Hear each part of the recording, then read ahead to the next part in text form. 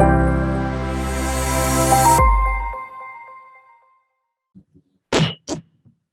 evening.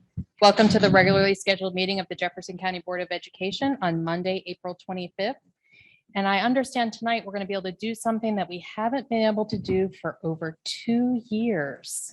Yes, ma'am. I am absolutely delighted to introduce and bring up for the pledge today some outstanding members of our student community.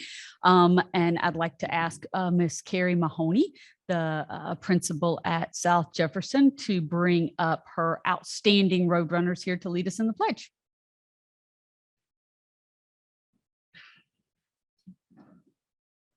And if you'd please join us for the pledge.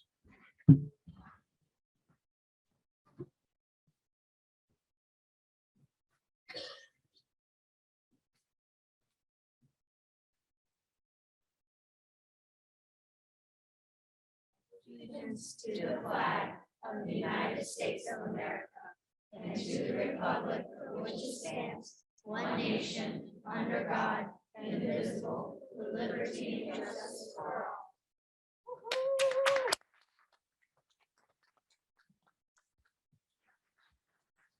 Thank you for letting us do that. That was a very cool moment for us. I do want to recognize these young leaders at our school. We began the Safety Patrol program as sort of a direct result of the climate survey. We wanted students to have a leadership role at our school, and we haven't been able to have our patrols, doing their thing in the building. And it's so exciting to have these young people behind me. I'm excited to introduce Camden Palmer, Jake Williams, Piper Stollifer, Weston Caldwell, Izzy Fetty, Brindley Shade, Tristan Trauger, Kinsley Armstrong, Fudger Alabadi, and Addison Clark. I'm very proud of them.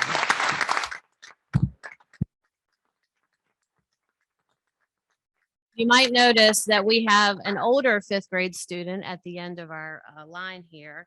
He thinks that he is here to speak on the leadership potential of the Safety Patrol program, but we're really here to thank him. This is Master Chief Sergeant Billy Gillenwater, and he has been working at our school since 2019.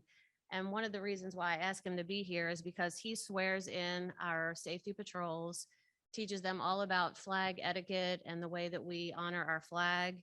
He has mentored many students in our building. He does a 1st grade boys lunch group, which I have to commend him on that.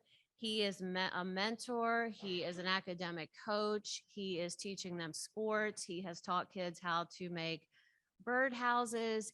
Even during the pandemic, he would take the kids on a virtual field trip where he's outstanding at like a park, or he goes to a petting zoo and he's showing the kids who were, during the virtual part of our learning. And so he would take this upon himself to keep connected with our students. And I really just wanted to thank him in front of all of you. So thank you.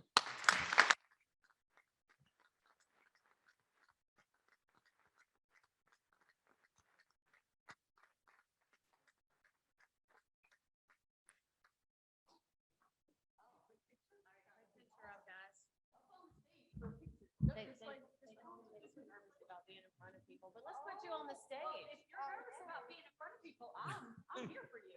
I got it. This is a great opportunity for parents to come up and say, yeah, she sure did. Thank you very, very much. I would just like all of these beautiful, talented, responsible children up on the stage. That's what I would like. And then you, that's perfect. No, you're great. There's perfect. Ready? 1, 2, 3, Roadrunner. Oh, wow. I should have come up with a shorter word. What's the best word? What? School? That's a good word. I love that you said that's a good word. Awesome. 1, 2, 3, school. There you go. Thank you very much.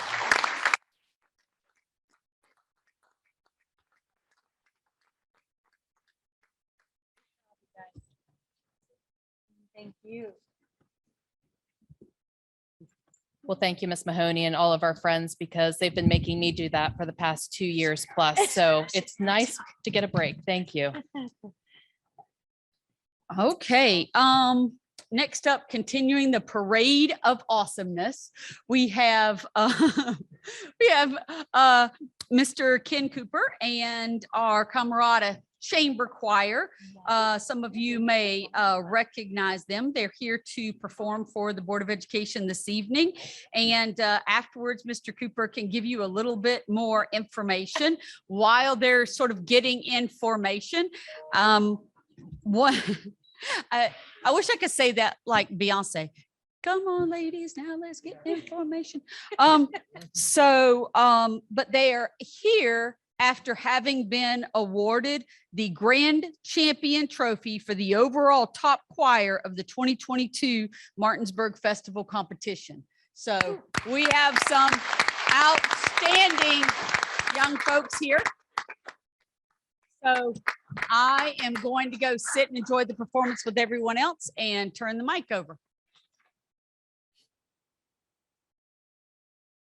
Hello, my name is Andrew Smith. I'm a senior at Washington High School, and I'm proud to be singing with the Camerata Chamber Choir in front of the board here.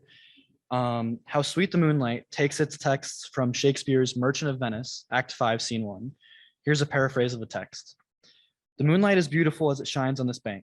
Sit with me and let the music of the universe fill our ears, for stillness and the gentle night are perfect for music.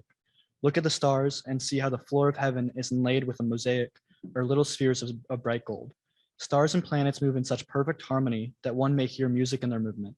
Even the smallest star sings like an angel in its motion. Please enjoy. Thank you.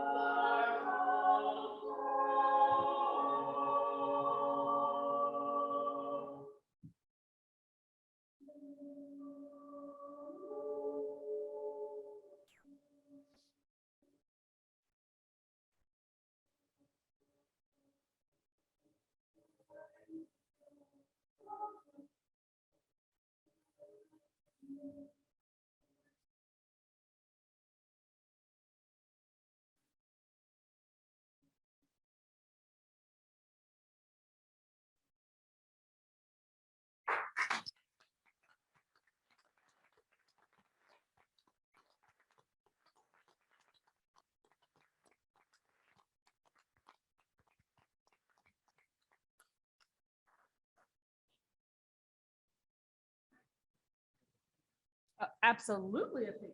And also, you all believe.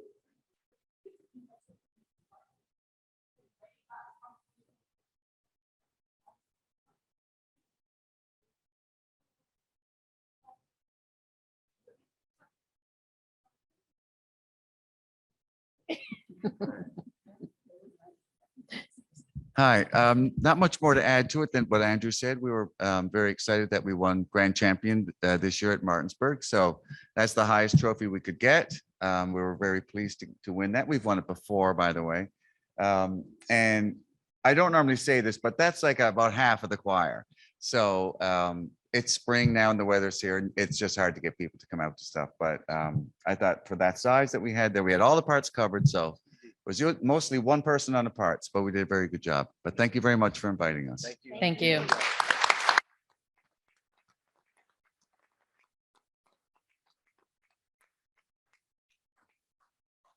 You have their certificates. I took a picture of them over there. You're fine. I did. Make sure they get their certificates. Don't hoard those certificates, Mr. Cooper. They've got the children's names on them, so it's good. Exactly. He can't take them somewhere else. And continuing on that theme of musical excellence, one of the things that Jefferson County's long been known for is its strong arts program. We were very privileged to have one of our middle school bands who was selected as the single middle school band in the state of West Virginia to go and represent West Virginia middle school bands for the entire state at the Arts Alive. So if Miss Allen could step up and come forward. I want the whole crew. I want everybody. I want all that love.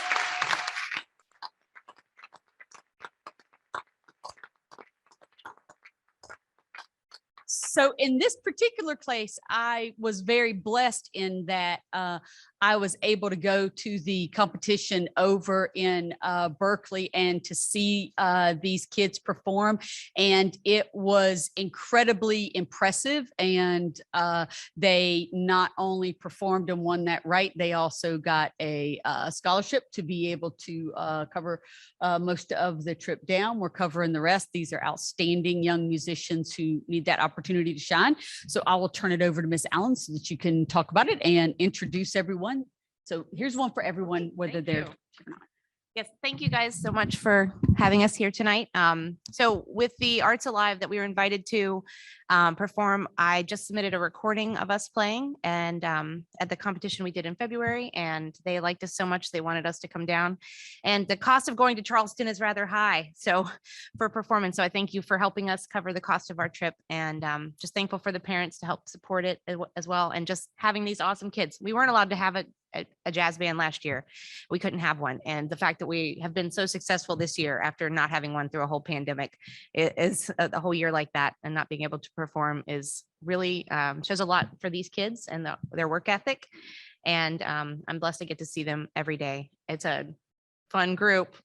We have a good time every day, and but somehow we still get some things done at the same time, obviously, to be able to perform at the level we do. So I'm really thankful for them. And I do have a list of all the student names. And if any of them are here tonight, because we have so many students involved in sports and that they are all at practices, and one is even at another music lesson. So we've got a lot going on. But if you are here tonight and I call your name, just step forward and wave your hand. Quentin Ambrose, Mason Bennett, Colin Campbell, Alex Carranza, Thor Davis, Marshall Derrick, Lucas Dyer, Gavin Frazier, Cameron Gallus, Ava Gift, Cadence Cobb, Mason Maher, Claire Miles, Joel Morgan, Matthew Neighbors, Josh Peachy, Emilio Perez Diggs, Mason Pizzi, Jasmine Santa Maria, Gabe Schoen, Matthew Sloan, Tyler Stolliper, Lucas Vega Leon, and Christian Watland. That is the Charlestown Middle School Jazz Band.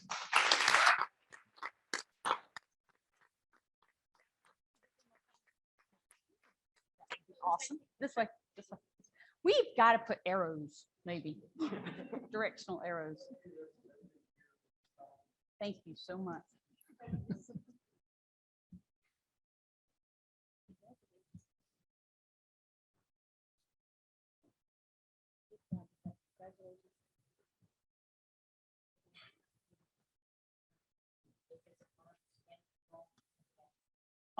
Spoken like a band director who's used to putting all of the kids so they can get in the same picture. That's wonderful. Okay, you ready? 1, 2, 3. Arts Alive. There we go. Perfect. Thank you very much.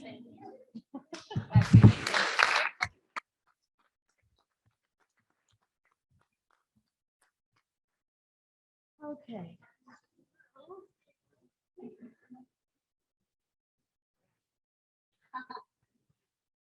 That hat is awesome, by the way. Okay, next up, I get to introduce somebody that I am both professionally and personally grateful to.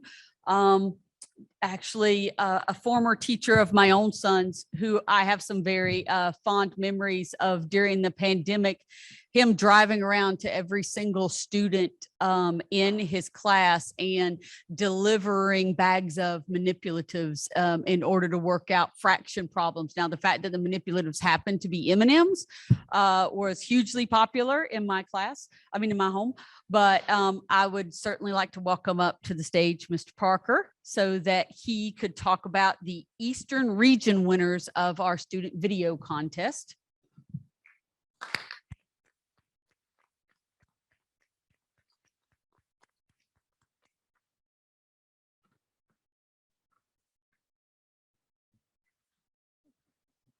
Wow, you're faster than every one of them. That's impressive. So here's how your certificates. You talk about the program. First thing I want to do is thank you all for being so supportive. It's so gratifying to have so much community support, not only from the Board of Ed, the superintendent, but also the business leaders in the community.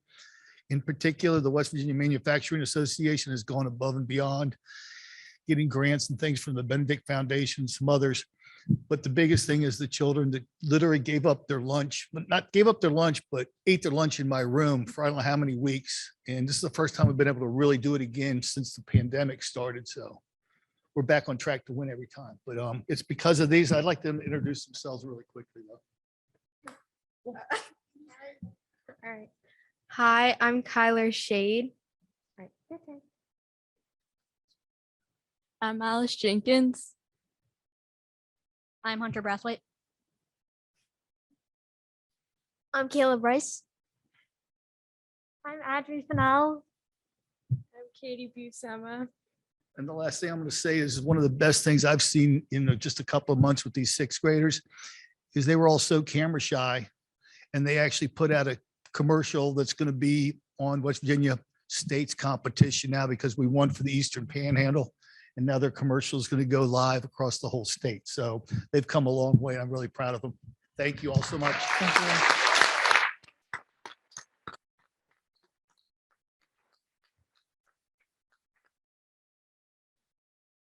I should start thinking now of what they should say. I'm not good at this. Manufacturing. Oh, That's really long. so fast. Just say boom. Oh, really? Okay, I'll do that. Ready? 1, 2, 3, boom. You said that's all I have to say. Okay, it did work. You guys look beautiful. Thank you.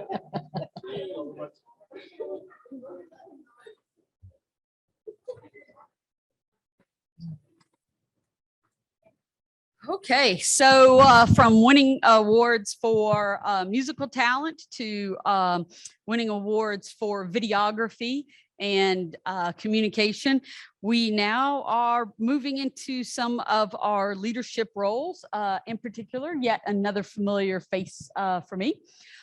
We have a wonderful leadership program in our school district that is supported heavily by the Kiwanis and by our schools. At the middle school, well, at the Middle school, it's called Builders. At the high school, it's Key Club. Again, another wonderful event that my son participated in and loved. But I'd like to invite Miss Karen Scott up to talk about the leadership roles that these students took on during the Capital District Decon in Crystal City, Virginia this year.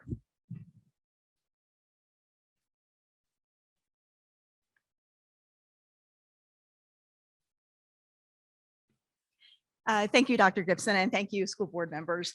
We are so excited to be here after being locked down for 2 years and not being able to participate in Decon. It was really great to be back in person. We really want to thank Ms. Reed, our principal at Charlestown Middle School, and also Ms. Marcus, our principal here at Washington. But wait a minute, before I jump into that, do you all even know what Decon is? Do you know what Kiwanis is? Does anybody? Do you know what Key Club is? Do you know what Builders is? What about K-Kids? That's who we are, right, Denny? What are we? We are a community service organization. It is student-run, student-led, student-driven. I have had a lot of these kids since they were in 3rd grade at Wright Denny, and I'm not going to cry, but now they are in high school. So it's really been great to see them grow. Decon is our district convention. Okay, Karen, what's that? So Key Club, we have our officers in Key Club. We have president, vice president, secretary, treasurer, sergeant of arms. Okay, the usual representatives. But we also have a division level, and that is made up of several Key Clubs within a district. The district is the overlying level, and that is typically several states. Up until this year, West Virginia was our very own district. So we were very small. All of our teams got to know each other. But as with anything and everything with COVID, we lost a lot of Kiwanians.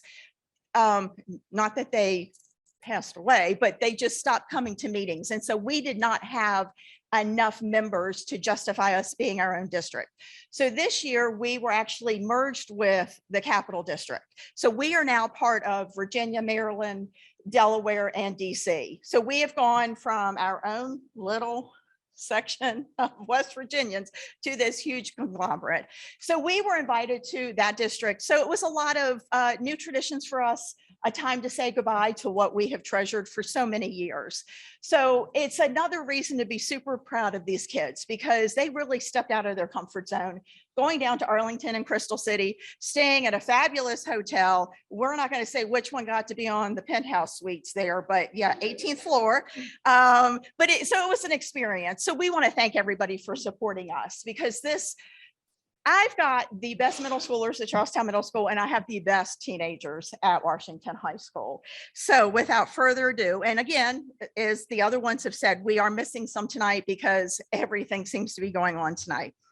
Our 8th graders that participated are Aurora Rod and Maddie Rosner. They could not be here tonight. Our 9th graders that participated, and you guys can just kind of step and wave or whatever. Holly Brandis, Julie Fincham, Lindsay Sprouse, and Kiara Vega Leone. Okay.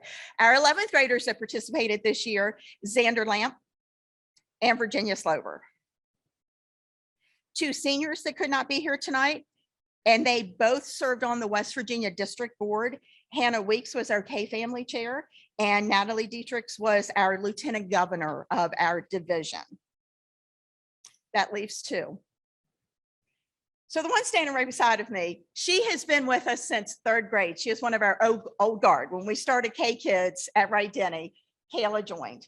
Kayla Holloman not only got to go to Decon as an 8th grader, but she served on the district board as a 9th grader. That is very rare. What's super special now, she is the first one from Washington High School that is serving on the Capital District Board. And she is our Lieutenant Governor of our brand new Division 8B.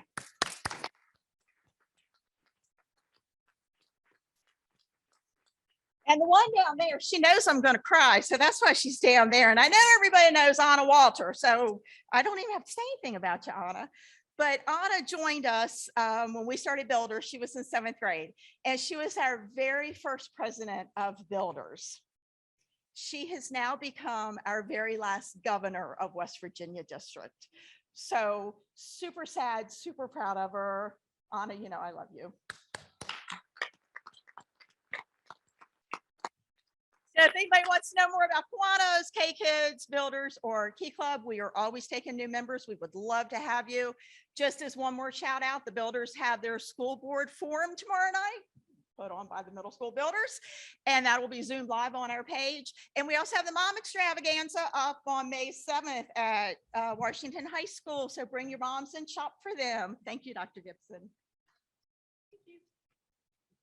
No. It's just those are yours. Okay. And if you guys could go up on the stage, I would love to get a picture of you. You're lovely.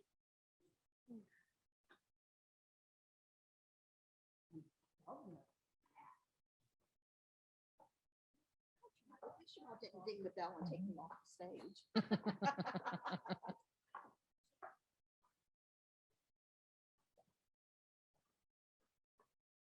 Okay, so we're gonna go for leadership on 3. Ready?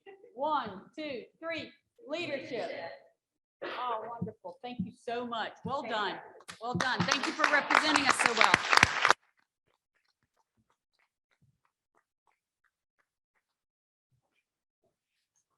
Okay, next up, we have even more leaders. It's always very gratifying when we do this and I see all of these just amazing kids. It makes me realize how much the good outweighs everything else. So I'd like to invite up first Miss Charity Marstiller. I didn't see Miss Marstiller. Oh, there you are. Hey. And she's going to, I think you're going to start with your ag mechanics team.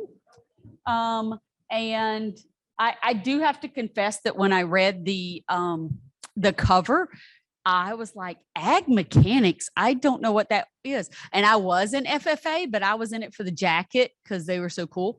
So I needed Miss Marstella to give me some background information on that. So here she is to do the same for all of you.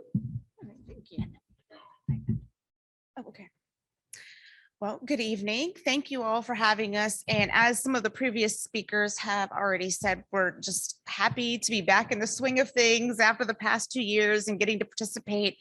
And so I will be honest with you, this year to me has been a rebuilding year, getting kids back into doing anything, right? So they've gone so long without having or getting to do things. And so we took some teams to WVU to participate in different agricultural academic competitions. And we were, well, I was surprised. I don't think the guys were surprised, but I was surprised when they won first place in the agricultural technology and mechanical systems contest. And what that means is that they get to go to national competition at National FFA Convention in October. So I would like to introduce them. This is Hayden Jeffries, Marlon Stagans, and Caleb Barr. And our fourth member is Matthew Vickers, but he's playing a baseball game right now, so he couldn't make it this evening. So I don't want to go into the details about the contest because, to be honest, I did not train this team. I am blessed to have some past students who love that kind of thing and have taken it upon themselves to come back and help me out this year, which has been a blessing. So we'll give you guys your full certificates. Do you want pictures of all of them together, like with all of them together, or separately, or however you would like it? We want to go behind the board members because that's the important part, right? Okay. So we can wait for. So, okay. Oh yeah. I'm gonna give you.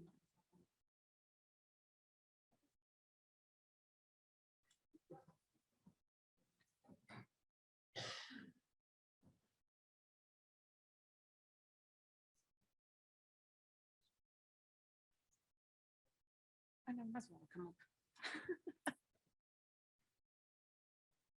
up. While they're coming up, last month, I have to keep my dates straight, we have some other leadership, public speaking type contests that were done at the regional level, actually in Berkeley County. And both Washington and Jefferson had some winners that are going to participate at the state level. So I will introduce the ones from Jefferson and let Mrs. Grantham to introduce the ones from Washington. Come on up, guys.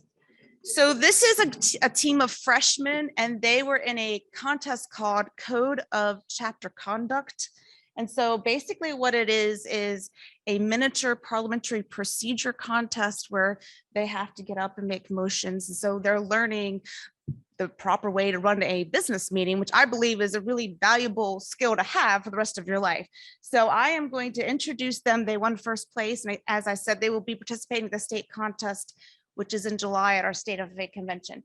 So we have Grace Ott, Riley Bauer, Macy Dunn, Abby Shanley, Haley Owens, Luke Vines, and Chris Croson.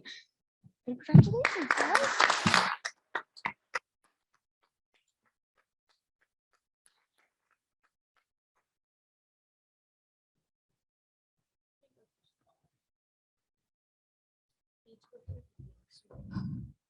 Good evening. So I had the pleasure of training the Upperclassmen Creed contest. Essentially, this contest has our students taking skills they learned in the classroom. For instance, the FFA Creed, which is the detail, which is in essence the contest, is an aspect that students are expected to know and understand through agriculture education. So our participant, Madison Roggenkamp, had to go against other members in the Northeastern region. She was asked to memorize and recite the FFA Creed, which was 5 paragraphs. And she was also asked to answer some questions relating to the text. Some questions being a little more in depth, like for instance, what is this? Or some questions more overarching, like how does the creed relate to agriculture in the present day? So I'm very proud of her. And as Mrs. Marciller mentioned, these students will be participating at the state contest in July.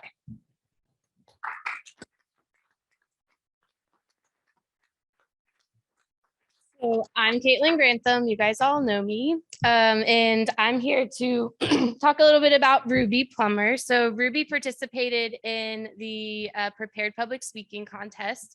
So for that contest, she had to prepare a 6 to 8 minute speech. So basically she wrote a manuscript. She had to use APA style, which if you're familiar, most of our high school students use MLA style. So she's learning a completely different system. And then she presented that speech to a panel of judges and then was asked a round of 5-minute questions that she didn't know what they were going to ask. She was evaluated on both her manuscript and her presentation of that speech and how she answered those questions. And so Ruby also won at the regional level. And so she'll go to represent our region at the state contest in July. And I also, while I have the microphone, just want to give a shout out to Ruby's mom in the back who's celebrating her birthday today. So happy birthday to you. So Ruby, we'll give you your certificate. Congratulations. And I guess we're going to go up and take a picture. Everybody? I think that way for the chorus. I think you just gave Jason a favor.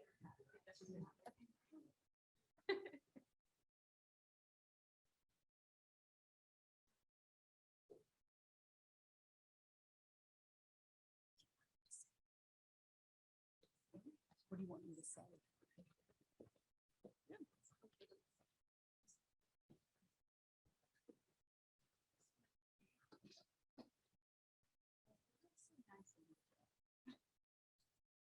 Okay, make sure you're not behind the flag. You need to be able to see more smiling faces. Scoot up if you want. Okay, Casey and Riley, why don't you guys go to the side? Scoot up this way. Riley, go this way. Stand right behind us. You can come up, scoot over, Chris. Yes. There we go. There you go. You can stand in front of the flag. Christopher, go this way. There you go. Oh, okay. Perfect. Great. It'll be even better when you're all looking at me. Ready? 1, 2, 3. Okay, hold it. And hold it. There you go. Perfect.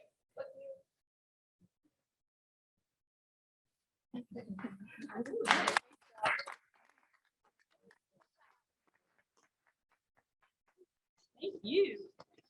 Great job. Good luck when you go. Okay, so it's a busy spring. It's the end of the year. Got a lot of great things happening, not just inside the school system, but also outside the school system. So next up, I'd like to bring on Mr. Marquise Black. Mr. Black is with our local Martin's food store. So for any of you who shop at Martin's, you know that every time you go in and swipe for your groceries, they ask you if you'd like to round up for nutrition. And they have actually come to present us with a check and the amount of their donation to the school system this year. So you there, Mr. Marquise? Mr. Black? I'm here. I'm here. Can you hear me? Lovely. Yes, sir, we certainly can. And hopefully if you, there's your video. Thank you, sir. The floor is all yours. Well, I appreciate me getting a slot here, especially following up those amazing kids. And being new to the county, I'm happy to be part of this community. So on the behalf of the Giant Company and the Charlestown Martins, and with the effort of the community people, we were able to raise $11,341.16 in the Feeding School campaign. We actually donated the real check a couple weeks ago. This is just to blow up, for the show. But once again, I appreciate all the effort from the community coming out and supporting the store. And we also like to support the community as well. Any volunteer events we're happy to go to. We're happy to put in any time. As long as we know we can rally a couple people up, we'll do anything. Anything you need volunteer wise, we're willing to help out. We are, as a company, we're big in the community, and we really support the community as much as possible. And we're happy to be part of this community. Thank you.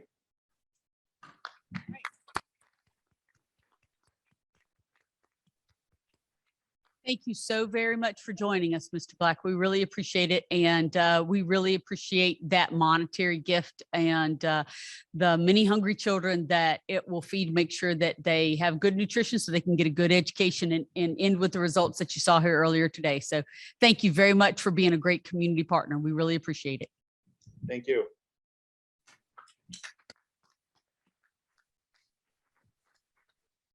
And thank you very much to the community, because it takes a lot of 7 cents, 47 cents, 16 cents, or whatever the roundup might be to get to $11,000. Absolutely. Yes, ma'am. It just Yeah. goes to show the level of community support for education here, which is amazing as always. And speaking of support from the community, up next, we have a quite frankly long-awaited next step. As we've presented before, we are in the next phase of a now 6-year-long process that is rapidly coming to fruition. I think as most of the community may know, we have the groundbreaking for our new Ransom Elementary and Shepherdstown Elementary schools next week on Tuesday. And today we're here, Ms. Smith is here and Mr. Jones are here to show a 3D interior modeling for the school so that the community can begin to get a look at the inside, resulting from the hundreds of hours of committee work that went into from teachers and parents and students as we start this process. So, Ms. Smith.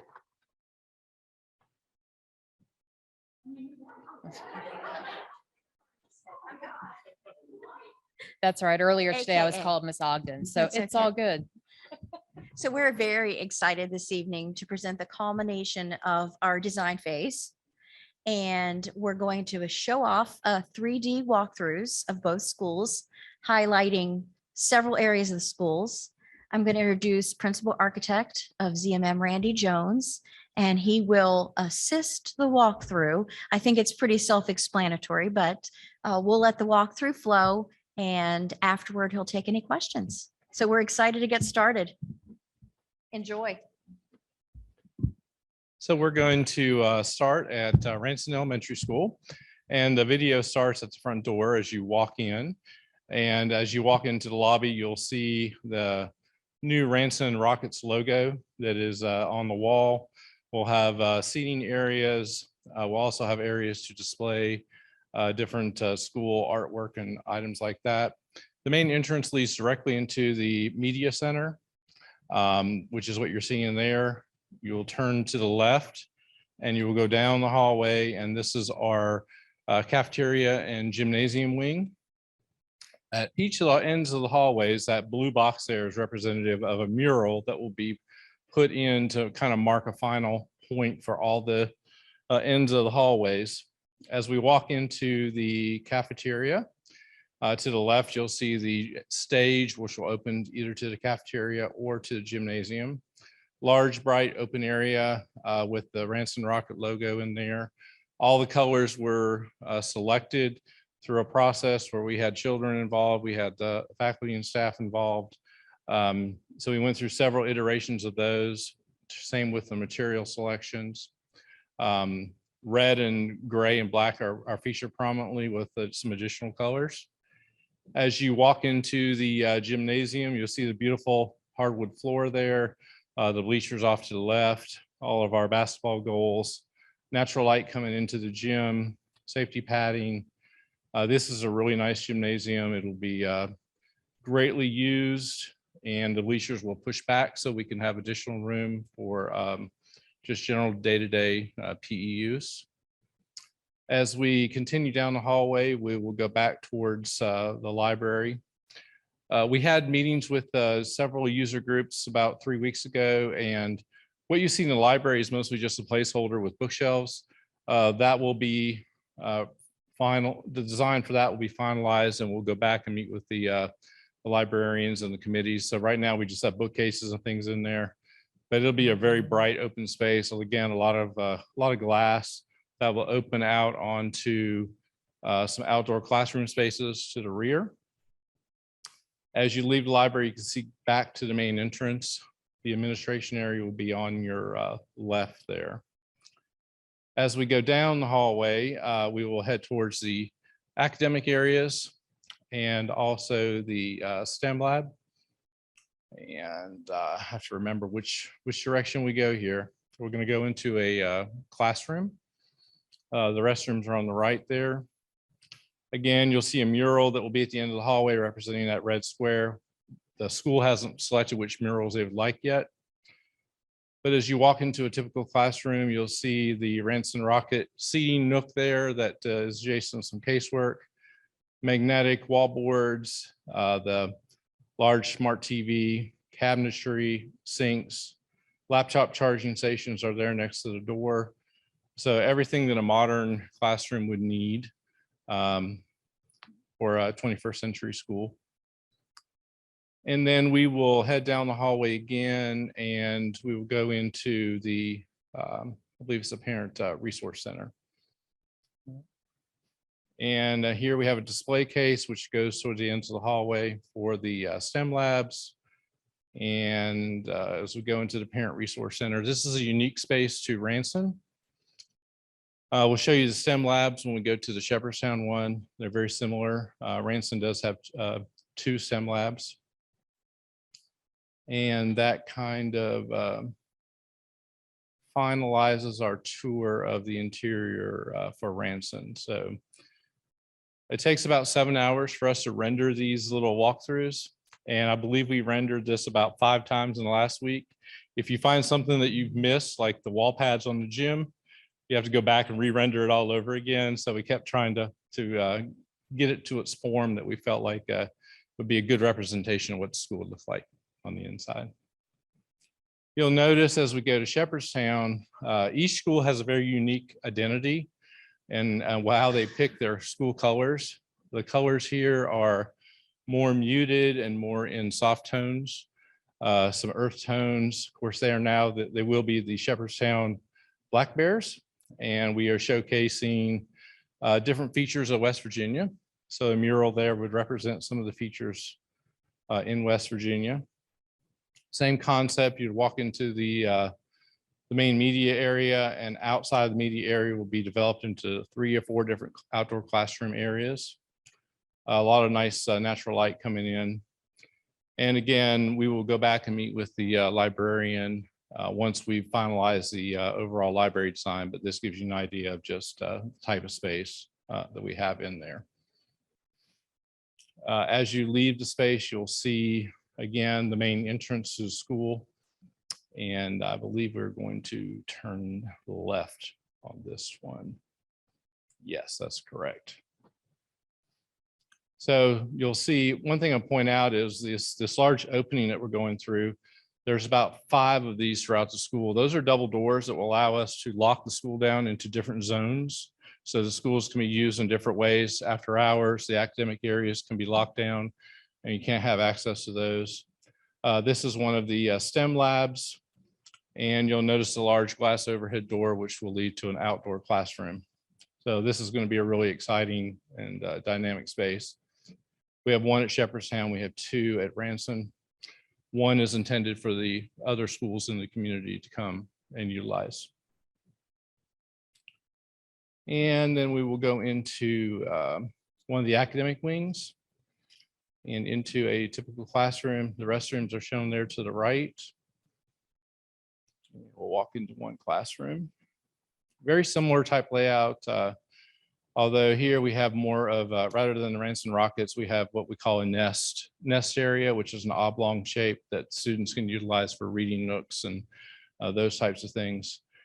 They requested their entire wall to be white surface magnetic. So rather than having just individual marker boards, the entire surface of the wall will be magnetic whiteboard. So that gives them a whole lot of flexibility in terms of how they want to use that space. And then we will turn right and we will go back down towards the cafeteria area. So this is an area that can be locked off. You're coming to another area in blue that can be also locked off so that the school is zoned in different ways. The orange block at the end is our recycling area for the cafeteria. Gymnasium is very similar, has a little bit different feel with the different colors, more muted pastel tones. But again, a lot of natural light will be coming in, nice hardwood floor. The bleachers can be pushed back, so we have more space. The stage can be opened up for larger events, and it can also be opened up on the cafeteria side.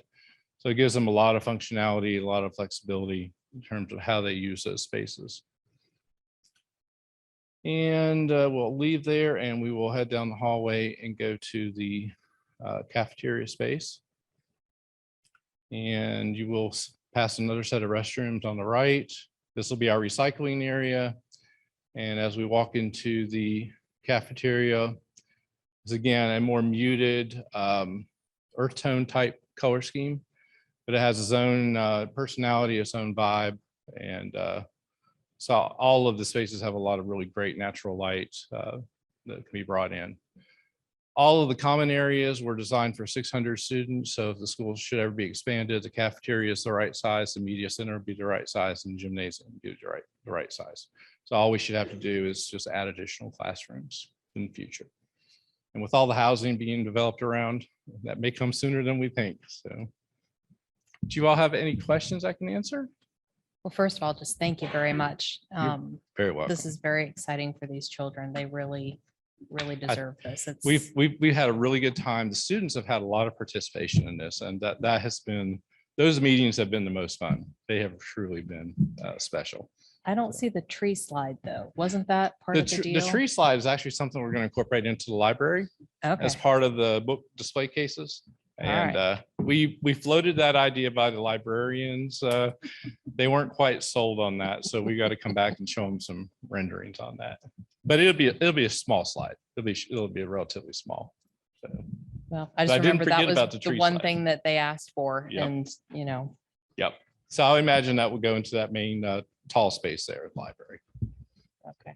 You actually answered one of the questions that I had was what's about number of students in the building, and I know, we had talked about the size of those stages in the cafeteria space.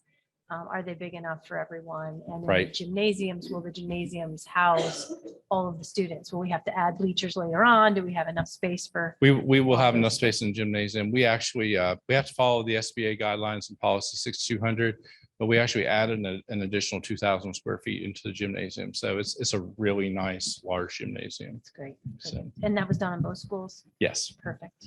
Okay, and then I just had a question. When we were walking in the class or in the front doors, I'm assuming that the offices for check-in and whatnot are both in both schools, right inside those doors? Yes, is on the right. And what you didn't see is we have a separate secure entrance so that during the school day, they will come into the small secure entrance area and they will do business through a transaction window.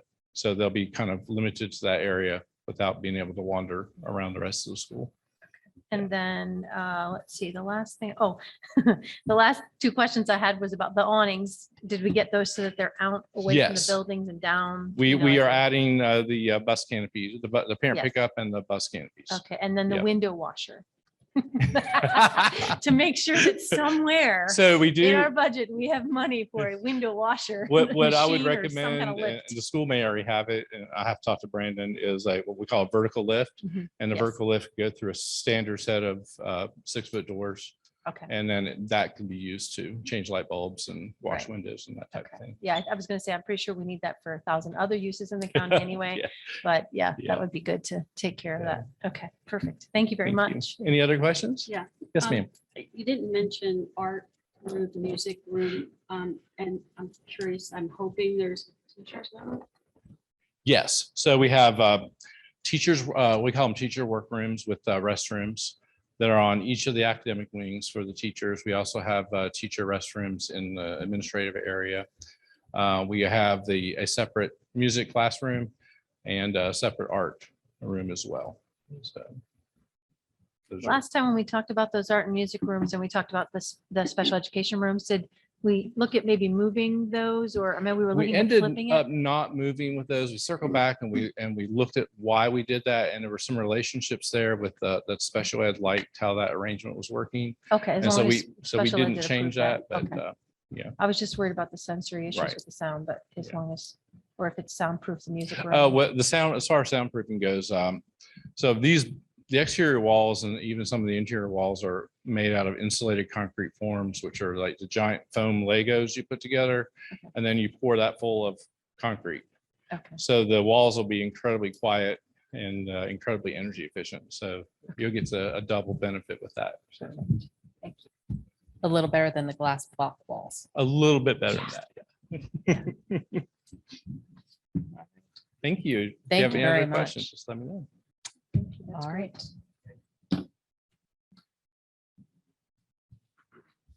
Thank you, Mrs. White. Thank you.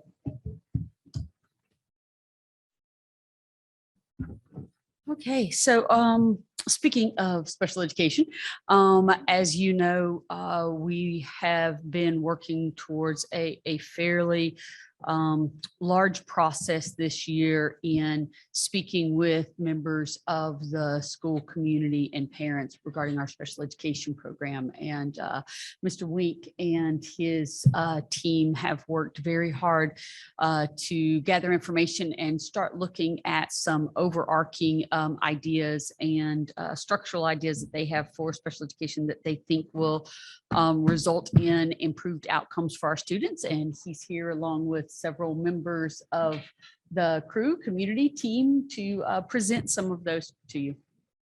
Thank you. Gonna be tough to follow flying through the schools, but I'll do the best I can. And you'll just bear with me though. That was pretty awesome presentation. So I brought a whole group of professionals with me tonight.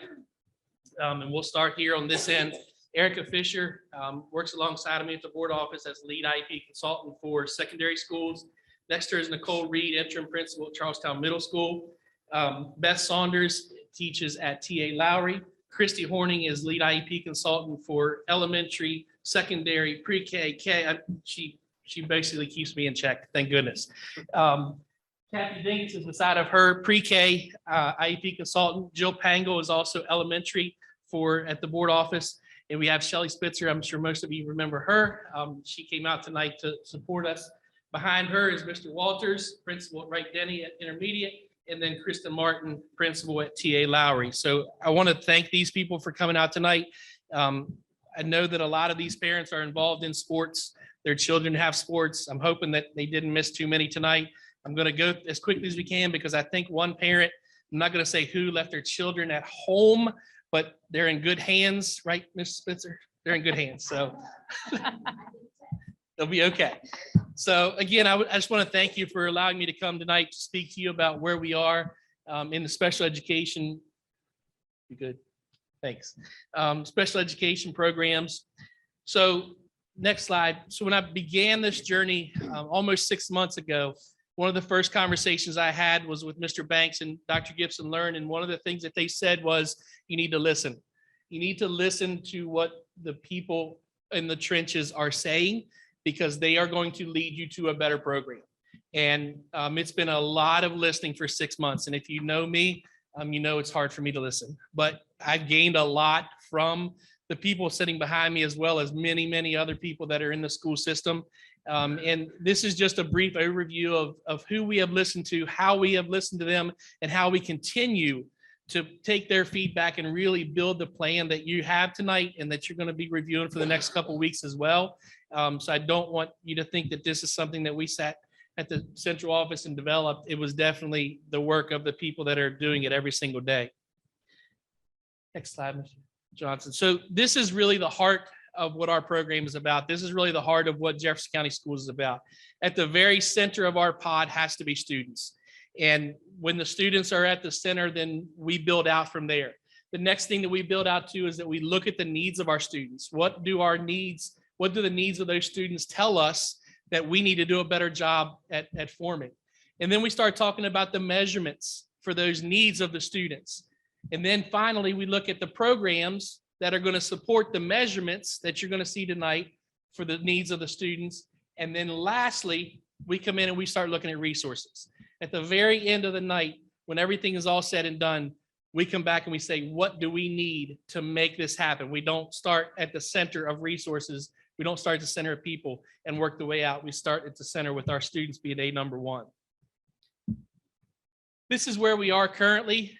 This number fluctuates day to day. So this was pulled on the 8th of April. And most likely, if I went back and pulled it for you today, it would be different. So it's a very fluid number. But right now, we have 1,285 students in our special education program. That is all the way from age 3 up through 21. That does include gifted numbers. Sometimes you'll see numbers for special education programs that do not include gifted. This does include gifted numbers in that number. Those students represent roughly 14.89 of the total population for Jefferson County Schools. I think at the last I heard, about 14.5 is the state average. So we're pretty well in line with where the state has it at. The first piece of data that I really want to share with you about the needs of students is this is an autism slide. So you see that this line graph really has, the first data there is 2018, 2019. Then we go up to 2019, 20, 2020, 2021, and then finally 2021, 2022. And the one thing that you need to notice there is that there is a continuous incline. This is a national epidemic that we are seeing. In 2018, it yielded a 1 in 44 occurrence of autism across the United States. In 2000, it was 1 in 150. There's a lot of discussion on why that has gone up so much. Is it because there's better testing out there? Is it because more prevalence? We're not going to get in and kind of debate what that is, but we do see that there is a very, very sharp incline for our autism population of students. The next slide is our specific learning disability of students. And what you'll notice is that there's a dip. In 2020, 2021, there was a fairly sharp decline. And remember, that was when COVID happened. That's when we went virtual learning. And we believe that the reason that this was because many parents pulled their students out of public education. But now we're seeing that rise is going back up very sharply. We went from 428 up to 472 in 1 year. So we're definitely seeing that rising sharply. And we are attributing that really to the learning loss that occurred with COVID, but also that we are doing a greater job in terms of our interventions to really make sure that when we qualify a student for a learning disability, that it's not because we didn't get that early intervention or those continuing interventions for the students. The last slide is for data is other health impairments. And I just picked the big three. for our program, but we can definitely look deeper at this at a later point in time. But this is our other health impairment for students. These are students that could be suffering from ADHD. They could be suffering from trauma. They could be suffering from anxiety. And what we are seeing is that every year there has been a steady incline for those students as well. Remember that, please understand that OHI has to have an has to impede the educational learning process for students. So a student can have ADHD, but that does not mean that they qualify under OHI if there's not an educational impedance there. But OHI is another one that is steadily rising, and we've actually seen a 38% increase just since 2018. So these are two brief examples of what general education participation looks like for a special education student. This really illustrates why it's so important for us to ensure that our students that have an IEP are learning alongside their typical peers in a co-taught environment, as opposed to being in a resource classroom or a self-contained environment as much as possible. And I said this last time I presented to you, we have awesome schools that are doing that. Kristen Martin, if she wasn't here tonight, I'd still say it about her. The job that she and Miss Hanson and Miss Saunders do with including all students into all programs, it brings a tear to your eye. It really does, to see that those students are right along beside of their typical peers. It's a great job. Next slide, please, sir. So now we're going to talk about the measurements. As we define the students, now let's take a look into the data from the educational standpoint for these students. This is where it gets a little bit more to the meat and potatoes of what are our students doing. So the first one here is indicator 1. So all of these indicators come from national data. So the IDEA says that there are indicators that every school, every state agency must follow, and that's where these come from, and they're reported back to the state to ensure that we are meeting or we are moving towards the state target data. As I was breaking this data down, I became very not alarmed. I think I got a little bit upset with this data. Number one, please understand this is lag data. So the last data point that you see on there is actually the class of students that graduated in May of 2021. Okay, so this is a year behind for our data of students. But another thing that kind of upsets me is that you see that there's a decline from 2021 to 2022.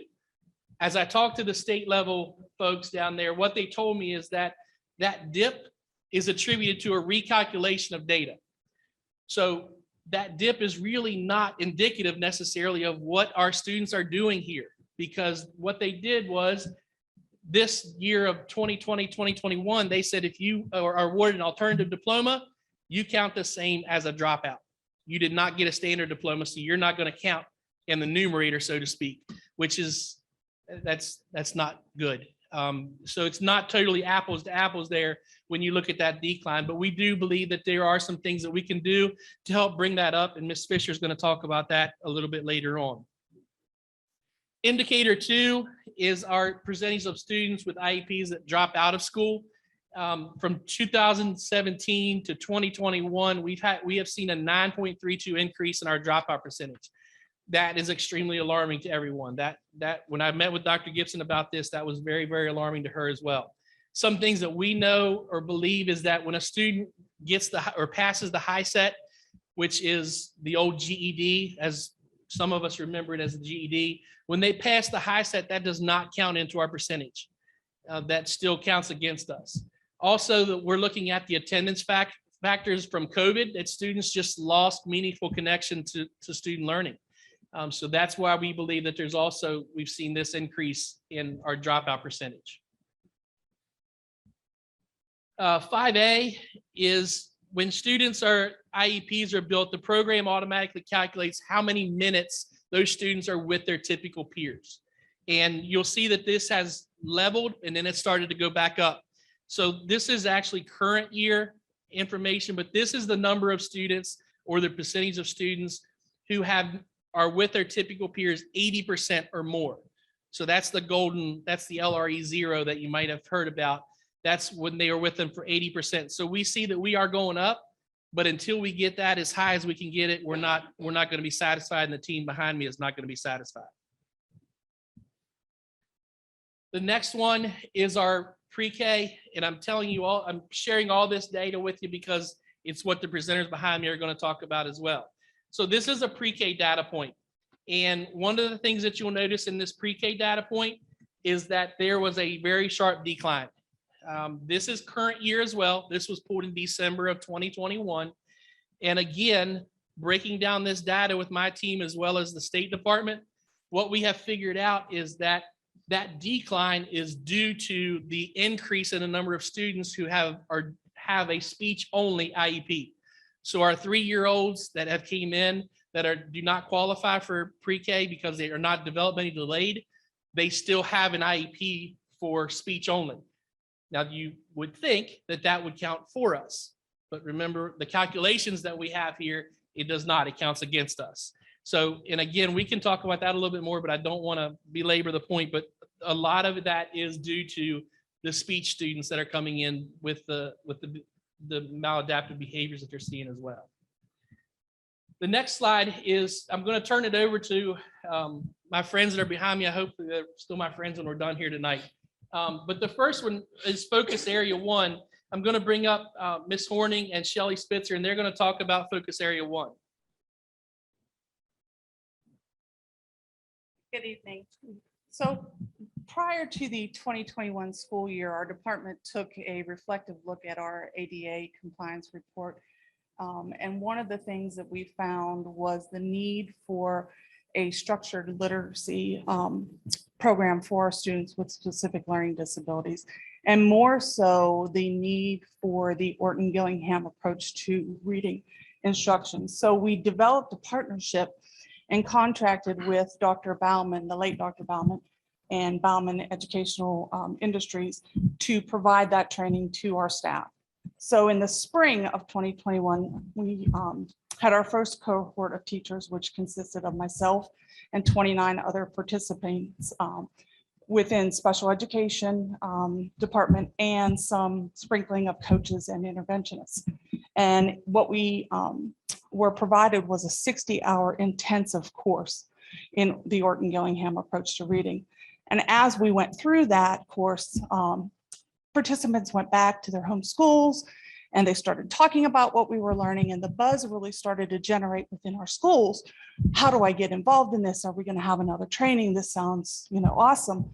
And we were able to develop a second cohort in the summer of last year.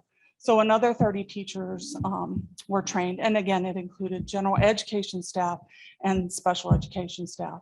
So as we have gone into this past school year, we are tracking data for both special education students and students who are receiving the multi-tiered system of supports to determine if that training was reflective and providing them with what was needed, either in order to maybe not need as intensive services or identification through special ed, that they can continue to receive intervention only and maybe some accommodations in the learning environment, or if receiving special education support services, those supports could be direct and minimal so that they could be with their typical peers in the least restrictive environment.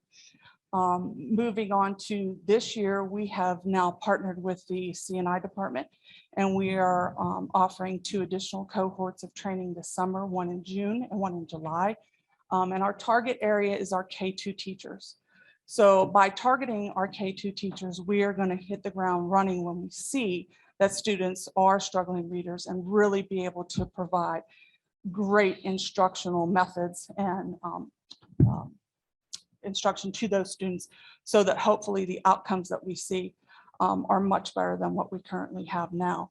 And to further explain and to just go over in the trenches, what she's seen in her classroom, because Shelley's actually been providing this through her intervention services.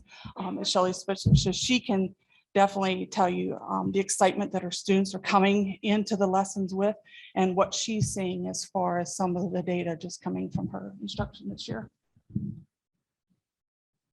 Good evening, and thank you so much for having me and Dr. Gibson Learn and Mr. Wing for this opportunity to speak before you today. I come to you today as an informed educator representing the primary educators, interventionists, and other staff that have been trained in Norton Gillingham Plus. I also come to you as a parent of a special ed student.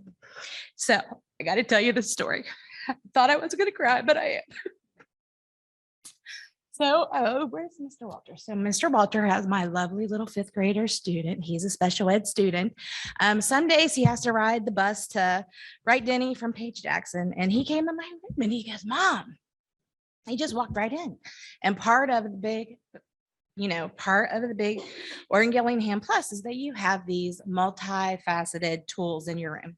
Some may call them toys, some may call them crafts, but I like to consider them as a tool. And he walked right over to this fidget, those pop-it fidgets that drive us all crazy.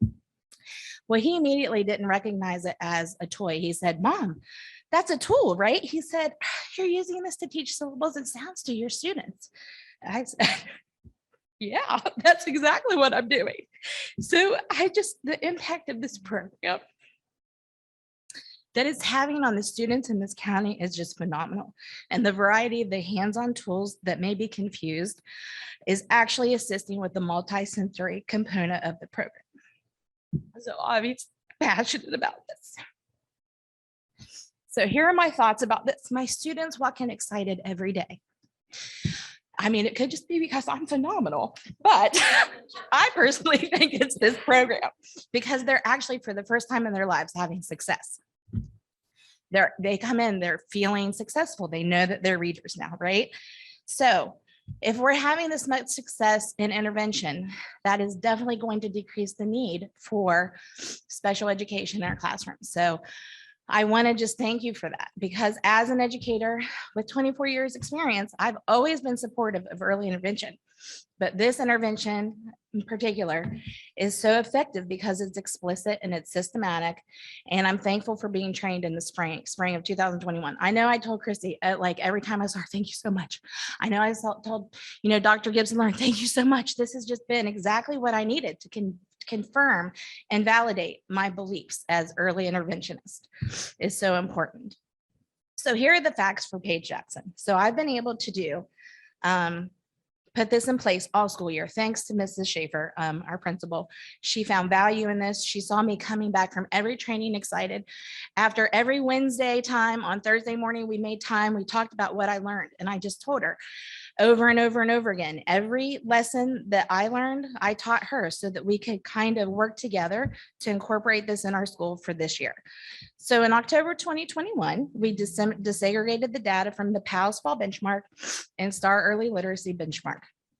It was evident that obviously COVID had an impact, but most importantly, the second grade students had the largest achievement gaps. According to the PALS data, out of approximately 120 students, there were 58 students identified for intervention, and 20 of those met the criteria for the OG Plus program. This meant that they needed support with letter identification, individual letter sounds, and application of skills in order to even begin decoding.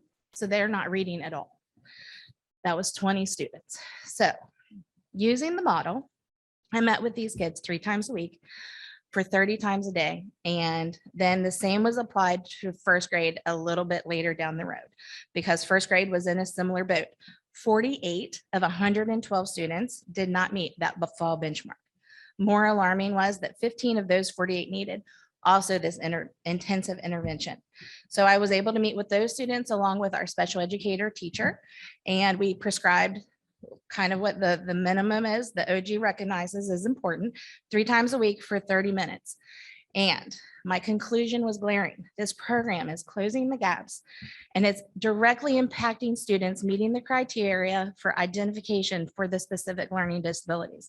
If early interventions such as this were implemented as soon as possible, these gaps would probably shrink, which is our goal. Thus concluding that special education services may not be as necessary if more intervention were put into our schools in K-2 for early intervention. However, it's not all been successful, because in order to have these small groups of 3 students for at least 30 minutes a week, you read the numbers. I'm only one person. I'm only, at school for so many minutes a day. So as in most schools, there's only one interventionist, such as myself, or one special education teacher. And it's not always possible to meet the needs of all these students. At Page, we were able, thankfully, to hire a second interventionist to support those students that I could not directly impact myself. But while she was meeting with the students that were in the tier 2 model, the special education teacher and I were meeting with those students that were definitely identified for tier 3. So as often is done with teachers, it was done through lunch meetings. It was done through, foregoing planning to have data meetings to just make sure that all of these needs were met. So that's where the need is, probably more people on the grounds, which is amazing that we're getting this training for these teachers.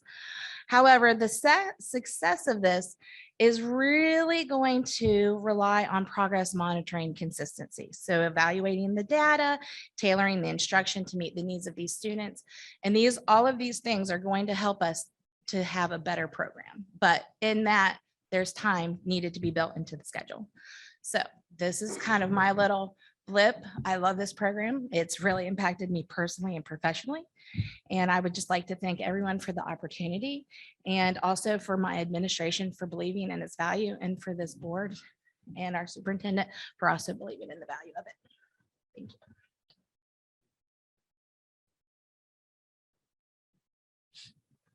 Our second focus area, I'm going to bring up Mr. Walters and Ms. Saunders.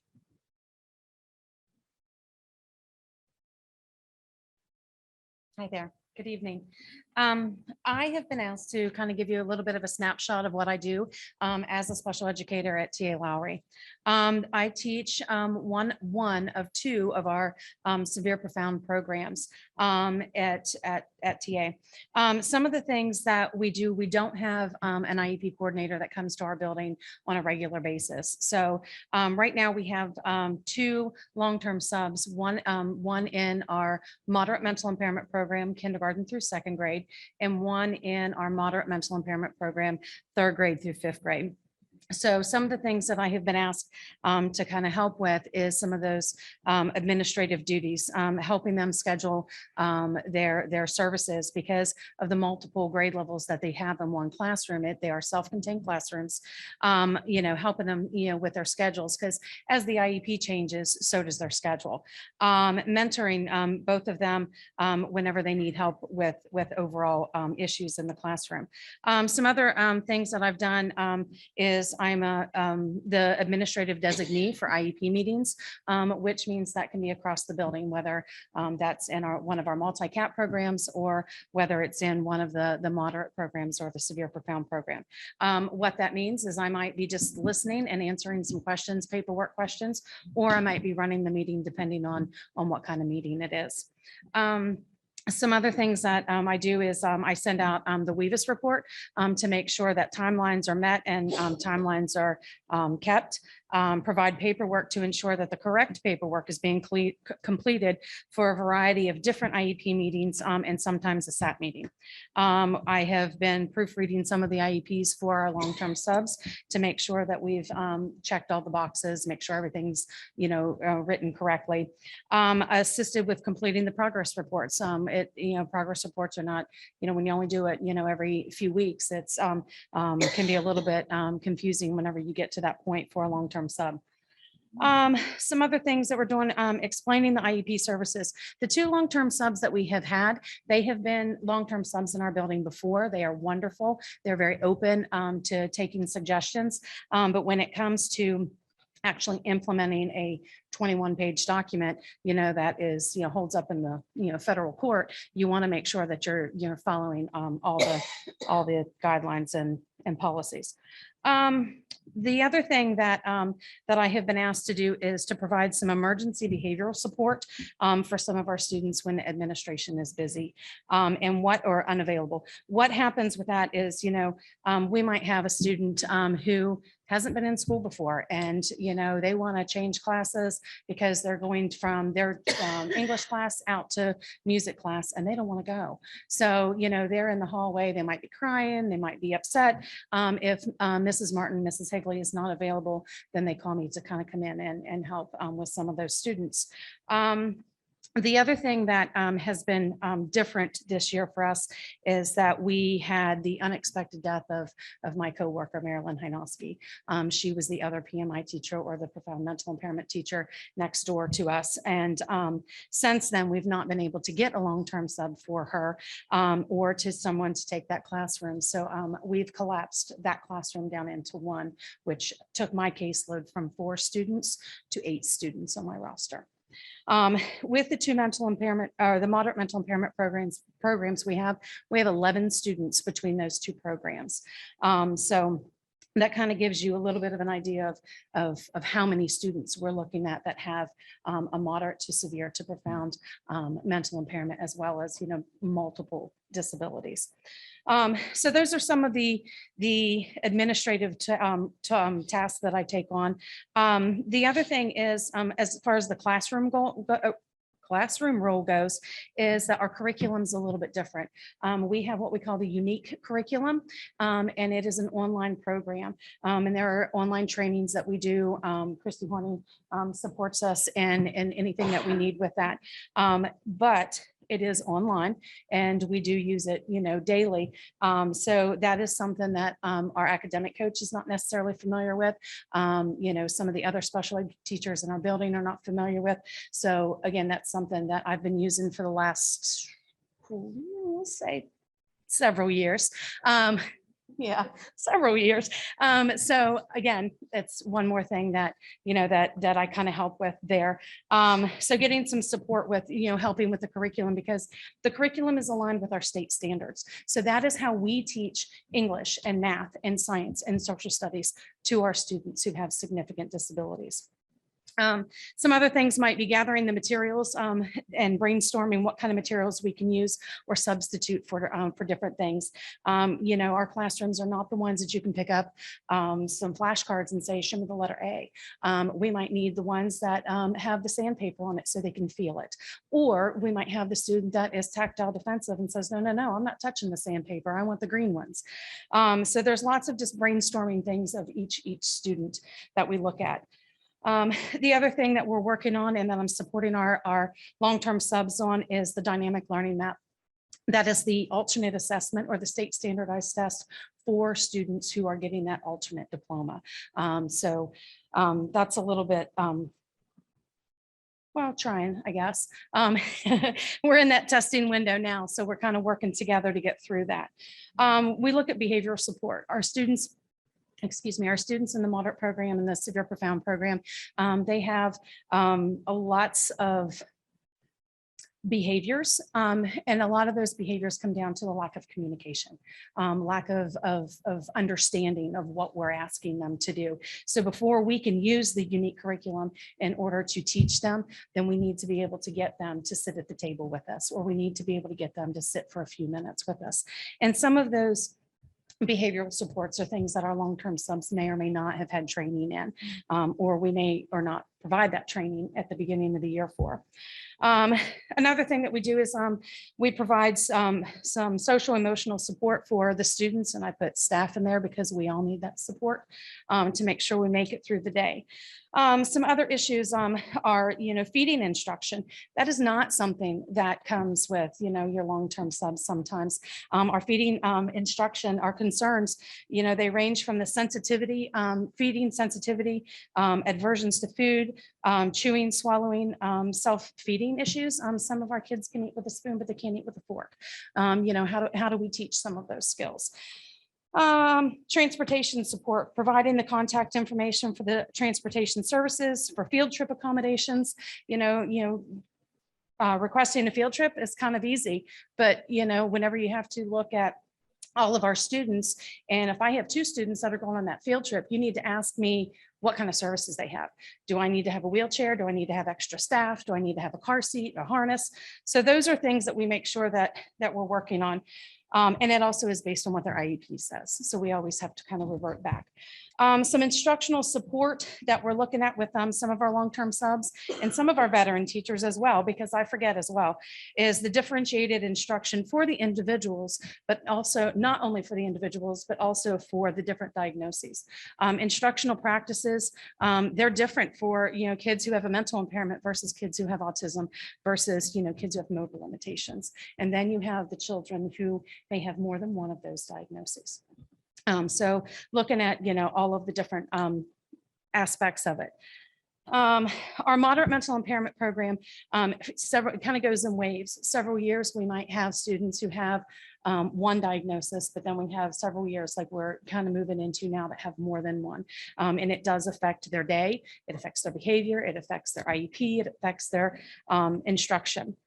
Our long-term subs, like I've said, they have been, Kelly's one of them that's here with us tonight. They are very, very open to learning what they need to do to make sure that it's successful for, their students. We're looking at, sometimes it's daily support, sometimes it's weekly support, but I need support from them as well because, it's a lot to take on. A lot of times the paperwork takes a back seat to our students. I mean, takes a back seat to the students because students come first. So if that, piece of paper didn't quite get finished on time today, then you know what, I got to take it home and, and do that because working with our students, playing with our students, teaching our students is where we want to be. An additional role that I have at TA is that the county has, 2 board certified behavior analysts that comes out to each school or to your schools to help with children who are having some problematic behaviors. This year, they have asked us to take on the schools to take on some of that role. So Mrs. Hagley, the assistant principal, and we went through some training to be able to help with those assessments. The assessment process itself is about 6 packets of paper.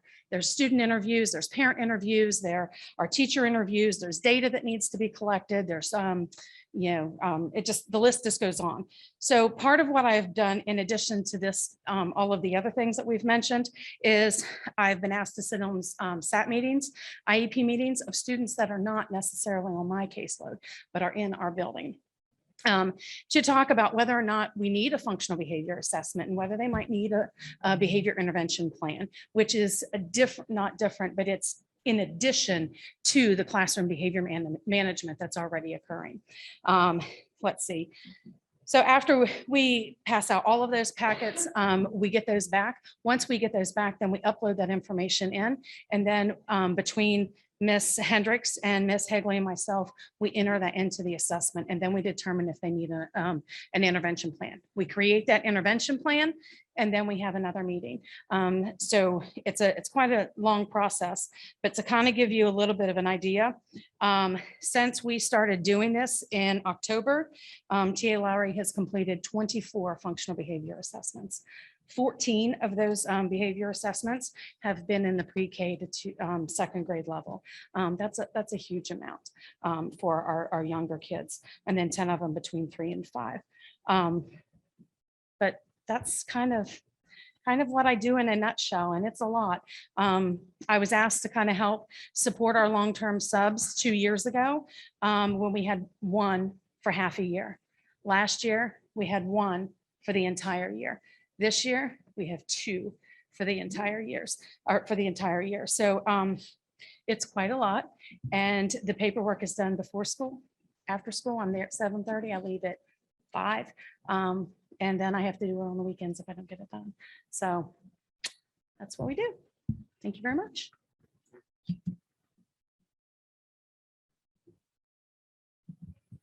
I'm normally the one that always throws out the numbers. So tonight I'm just going to speak to you from just the heart. You heard all the numbers right there. Our special educators need some help. We're working 7:30, like we're saying, every day till 5 o'clock in the evening. There's already a price that's being paid. It's not going to come at the expense of the kids. So the teachers then take that upon themselves to do those things early, to do those things late, to do those things on the weekend that need to be done. These people that are in this room also see that at the county level. It's many a nights, many a weekends. I'm sending emails and Christie's responding back to me, it's Saturday at 7:30. Like, okay, why are we responding to each other at Saturday at 7:30? Because it needs to get done. And that's when we're able to get to it. So it doesn't come at the expense of the kids. So that's all I have to share this evening. I'm seeing this. I think you're hearing this. I think it's pretty consistent across the board.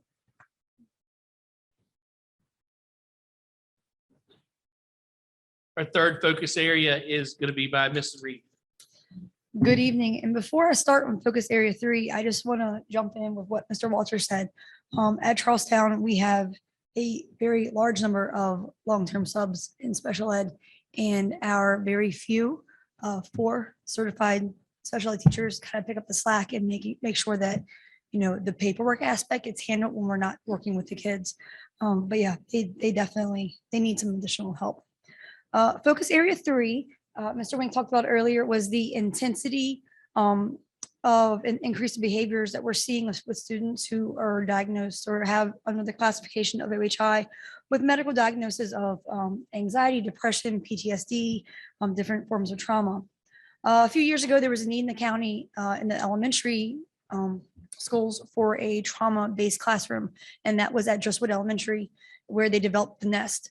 That program's been in effect now for a few years, and as those students have progressed through elementary school, we know that we need the need for it in middle school. So last year, we were approached with, hey, we need to implement the NEST at the middle school level. Would you guys be willing? I will admit, as my role as admin, when I first heard it, I was terrified. So I'm like, what does that mean? Like, not having the experience of it, what is that going to do for our students and just our staff in general? But we accepted it, and we have the DIN at Charlestown Middle School, and knowing what the program entailed, we knew that we had to have the right staff to implement it appropriately. We were very fortunate that we lucked out and have 3 staff members, 1 teacher and 2 aides who are in that room who have a previous experience with working with students with trauma, as well as one of them has a background in social work. And they have been phenomenal. Like, we could not have asked for better fit in that classroom. So this year, when those students came into our building the first year, building over the size of 700 kids in that building, we were worried because it's just the anxiety of coming into middle school in general, but then throwing in that you're in a building with 700 people was very alarming for some of those students, and they were worried. They spent the first few weeks in their den classroom with those teachers, forming relationships, finding out what those kids liked, how did they learn, what did they like about school, and as well as building some classroom norms and expectations for those students. And one of the things that has made this classroom successful at Charlestown Middle School, we don't measure it by like their discipline. We don't look at it, do they have a discipline record this year? We measure it by how often are we able to include them in the general education process and setting. And I am very pleased to say that very quickly within the first few months of school, we were able to start implementing those students into at least one general education classroom in their core content. So math, English, reading, science, social studies. We were able to get them in there. And it started out with the teacher or the aide sitting right there with them and making sure that, they were having an okay day. We have been able to transition that where the aide or the teacher is in the gen ed classroom with them, and they're out helping other students because their students have been able to be so successful and they feel comfortable enough in that environment with the support they have that they are fully integrated and included in every aspect at Charlestown Middle School.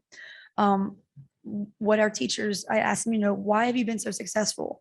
They said the biggest thing was forming those relationships with them, understanding what the student needed and, what really kind of, I don't want to say set them off, but made them have those behaviors in general, as well as how they could support them. And they implement different tactile and sensory activities in a room. They also have their calming room that they go to. The students have specific goals for each day, as well as each week, month, throughout the whole year. And they said we give them a lot of choice with a lot of like, you could do this or that for their preferred choices if you do this. So one example they have one young man who loves coding. He absolutely loves it. So his preferred location in school is to be with Mr. Parker, who you guys saw earlier, in and doing coding. And as a sixth grader, that's only a 9-week class, but he's in there almost every day that he has a successful day. And what he does is Mr. Parker has worked with him, and he has his own basically coding curriculum that he uses every day that he goes through, and he does because that is his reward for if he can, successfully get through math, English, social studies, science, and reading, and he has that reward and he loves it. Now, there are times that, maybe it's a little too loud in the classroom or it's a little bit chaotic, or if there's a sub in there that he knows and the teachers know, he can now self-advocate, hey, I can't be in here today. Can we go back to the classroom? And they go back and do other things in the classroom.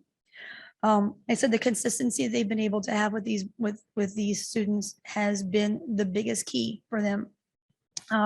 One of the guardians of one of the students, they live in my community, and I often see them at the park. And I was speaking with her a few weeks ago, and she was just amazed. She received guardianship of her grandson just out of the blue.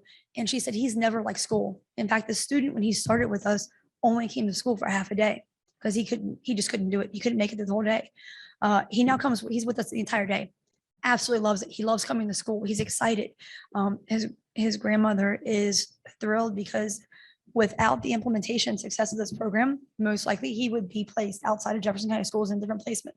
So by being able to have these programs in our schools and the support for our students and our staff, we're keeping those students home and educating them so they're able to be right here with us.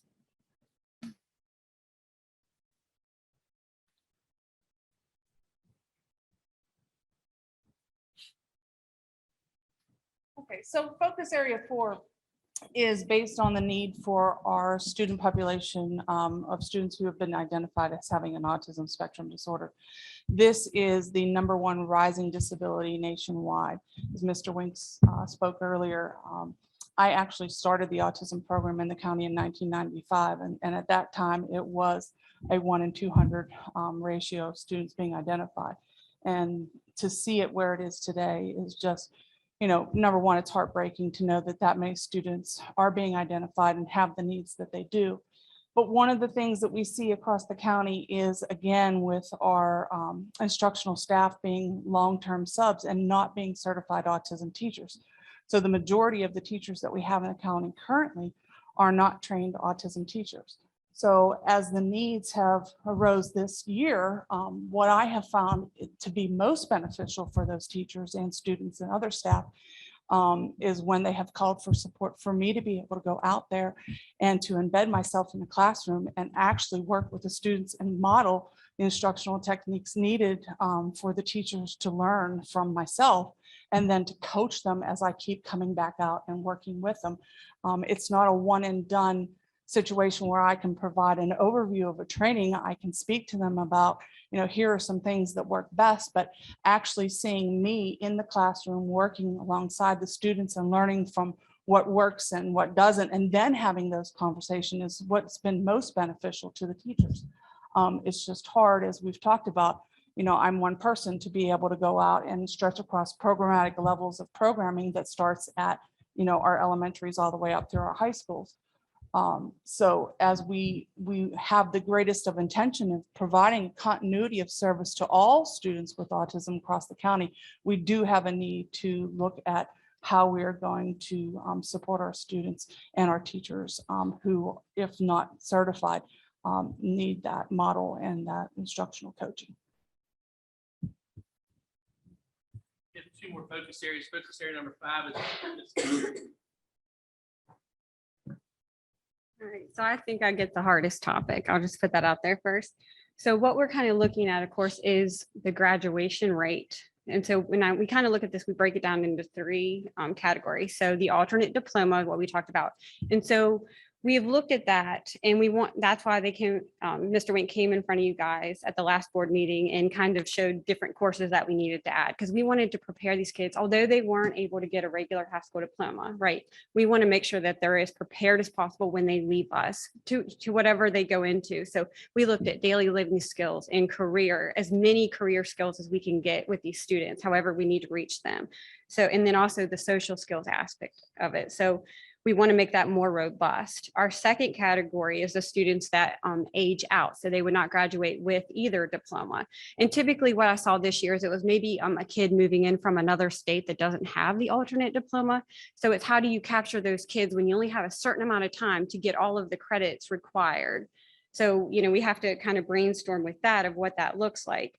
And, the last, and I taught high school for 10 years, so it's where my heart is, these kids that are dropping out. So I attend several meetings, and I was the teacher that would show up at their house, let's talk about what we can do. And so I've joined, our department has bridged with social emotional department. So I get to go to all the meetings now. And we literally sit around and we brainstorm every single kid. We talk about every single kid, what can we do? And we're, a lot of things we throw out there are like, are we allowed to do that? And well, if it's going to benefit the kid, we're going to do it, right? So kind of where the bridge is we're seeing an increase of anxiety and depression, right? So these kids have lost connection with their teachers. They've lost connections with clubs and sports.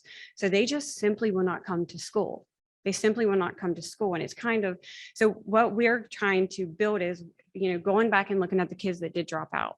What could we have done different, right? Like kind of analyzing that. And then even the students that are in the process. I mean, I have gone to meetings and I have tried every single thing I possibly know. And we're giving counseling for kids. We're trying to address that need. We're offering homebound. They'll go to their house. They'll do it virtual. Like we are trying to think of every single thing that we can for these kids, but we're still seeing a decrease, or an increase in the dropout rate. So I think that's a problem that we've tried to tackle for a very long time. But with COVID and the anxiety and different things like that, I think we're seeing impacting us. So we're trying to look at, when we think of dropping out, it's a process. It's not a single event, right? So it may start when we look at the elementary, and that's why I'm glad to have a good team behind me. We're starting at the elementary level of what can we do, the early intervention, getting them to love school, getting them involved, getting them to love their teachers and their classmates and to feel like they belong. And then taking a deeper dive, and there's not one factor that we really, we can contribute to why these students are dropping out. But it's getting together and looking at what else can we offer? What else, how else can we be more flexible?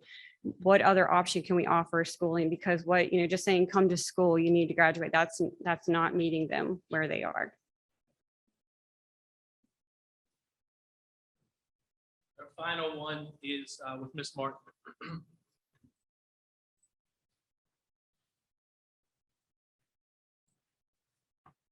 Good evening.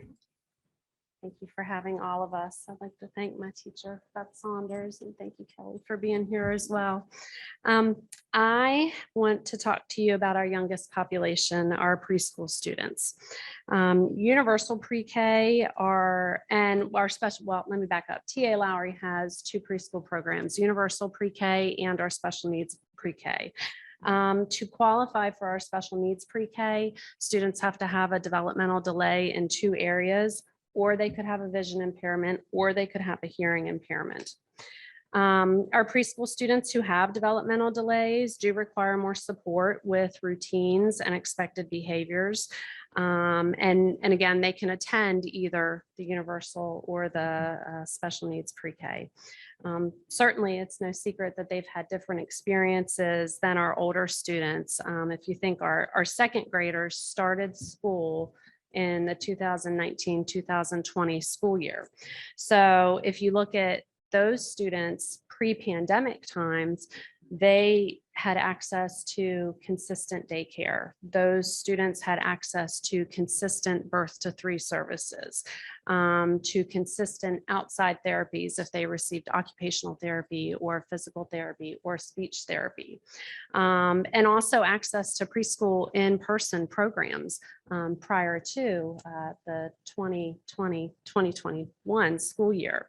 Preschool is a voluntary program. So not all of our students, not all students are required to attend preschool, and not all students have had the opportunity to attend. So if you think about our students that are 7 years old and younger, how have they been affected socially and emotionally? As I said, they've not had consistency in their childcare routines. They may not have had consistent caregivers. Think about just going to the grocery store and what an experience that is for our own children, learning how to take turns, learning how to wait, learning how to count or read that functional print, going to any public place, whether it's a library or a restaurant, and the list goes on and on. So as a result of all of that, we have seen a definite increase in a need for supports to help our littlest students to be successful. With help from Pupil Services Department, the coordinators, and my staff, we've developed the functional behavior assessments and the behavior intervention program or plans. Like Ms. Saunders said, we have 24 behavior intervention plans at TA currently, and 14 of those serve students in preschool through second grade. So it demonstrates that the support is needed, and it's very critical. The support and training for our little ones is just so crucial to help them be successful in kindergarten and beyond. So, thank you. I just want to close out by giving two thank yous. Number one, thank yous to the professionals, not only because they came out tonight, but they are truly sharing the love for special education. I live the love of special education, whether it's personal or business. I live it. It never leaves my life. But these guys or these folks behind me are sharing that as well. And I think that you're able to hear that tonight. I want to say thank you to you all also for listening. That was a long presentation, but there was nothing that I could cut out of that, because you need to hear what they're seeing, what they're hearing, what they're dealing with. God bless you, Ms. Saunders. I just literally the thing that she's doing. And she's one of those teachers, along with Ms. Hanson, that are ensuring that those students are right on the front lines of those pictures, or they're engaged in the field day activities, or they're doing it. So, but it is taking a toll. So I just want to again thank you. We provided you with a detailed plan through the agenda tonight for you to peruse over the next few weeks, and we will be back, hopefully be welcomed back at the budget meeting in May, where we'll talk more about how these focus areas need to be supported through the plan that these folks have helped me to develop, that they believe is going to be beneficial for their students as well as their staff members. So again, thank you. Thank you all for coming out tonight and supporting it. I apologize that we've taken a lot of time away from your family. That is not good, but I will open the floor up to any questions that the board members might have for myself or the other professionals. Yeah, I have a few questions. I'm concerned about students from other counties that have special needs. Are they being welcome to attend Jefferson County schools equally as the non-disabled counterparts? Yes, ma'am. We're not excluding. Absolutely not. Because of special needs. Absolutely not. If we are doing that, I would like to be made aware of that privately, because that is not something that Dr. Gibson learned or Mr. Banks or anybody supports on that. So absolutely not. The progress monitoring consistency, I think it was the second speaker spoke, was it the first speaker? How would you do that? How would you? So my principal, I don't know how to do this, but. Ma'am, if you could just come to the microphone, just because otherwise they won't be able to hear you on the Zoom. Sorry. Thanks. So my administrator and I kind of sat down and tackled that at the beginning of the school year to see how we were going to address that at Page Jackson specifically. So I can't really speak to how it's addressed at other schools, but our academic coach, there is a piece that our academic coach trained me on through PALS, which is a universal tool that's used throughout our county for K through 3 to track their progress. And there's a progress monitor checklist there, and it meets all of the beginning skills in reading. So that's one piece to it, but then I'm a little extra. You may know that. So I developed my own progress monitor to track my students specifically across the school year, just to make sure that I was seeing the progress in the areas that I was instructing them on. So, and it's recommended to do it every 9 to 10 sessions that you meet with students. So I was following that very specific dates of every 3 weeks. I was progress monitoring them. I just want to make a suggestion that Mhm. there be a standardized approach throughout the county. A Well, standard I form for agree. progress monitoring. I feel like the academic coaches across the county probably have shared that PALS tool with their schools. However, I'm just not aware of that. The other, it was a mention by another speaker that, well, people will come to you to find out the needs of the students before they go on a field trip. And again, a standard form or standard procedure, I think it would be helpful. Yes, I'm ma'am, just giving you a couple of suggestions that Yes, I've ma'am. seen, because I taught special ed for 15 years, and those are things that I saw work. Yes, ma'am. And then the other question is, talking about early intervention, I wonder if there's much teacher or parent training. I know that parents need to be trained on their rights, but also, how they can prepare their child.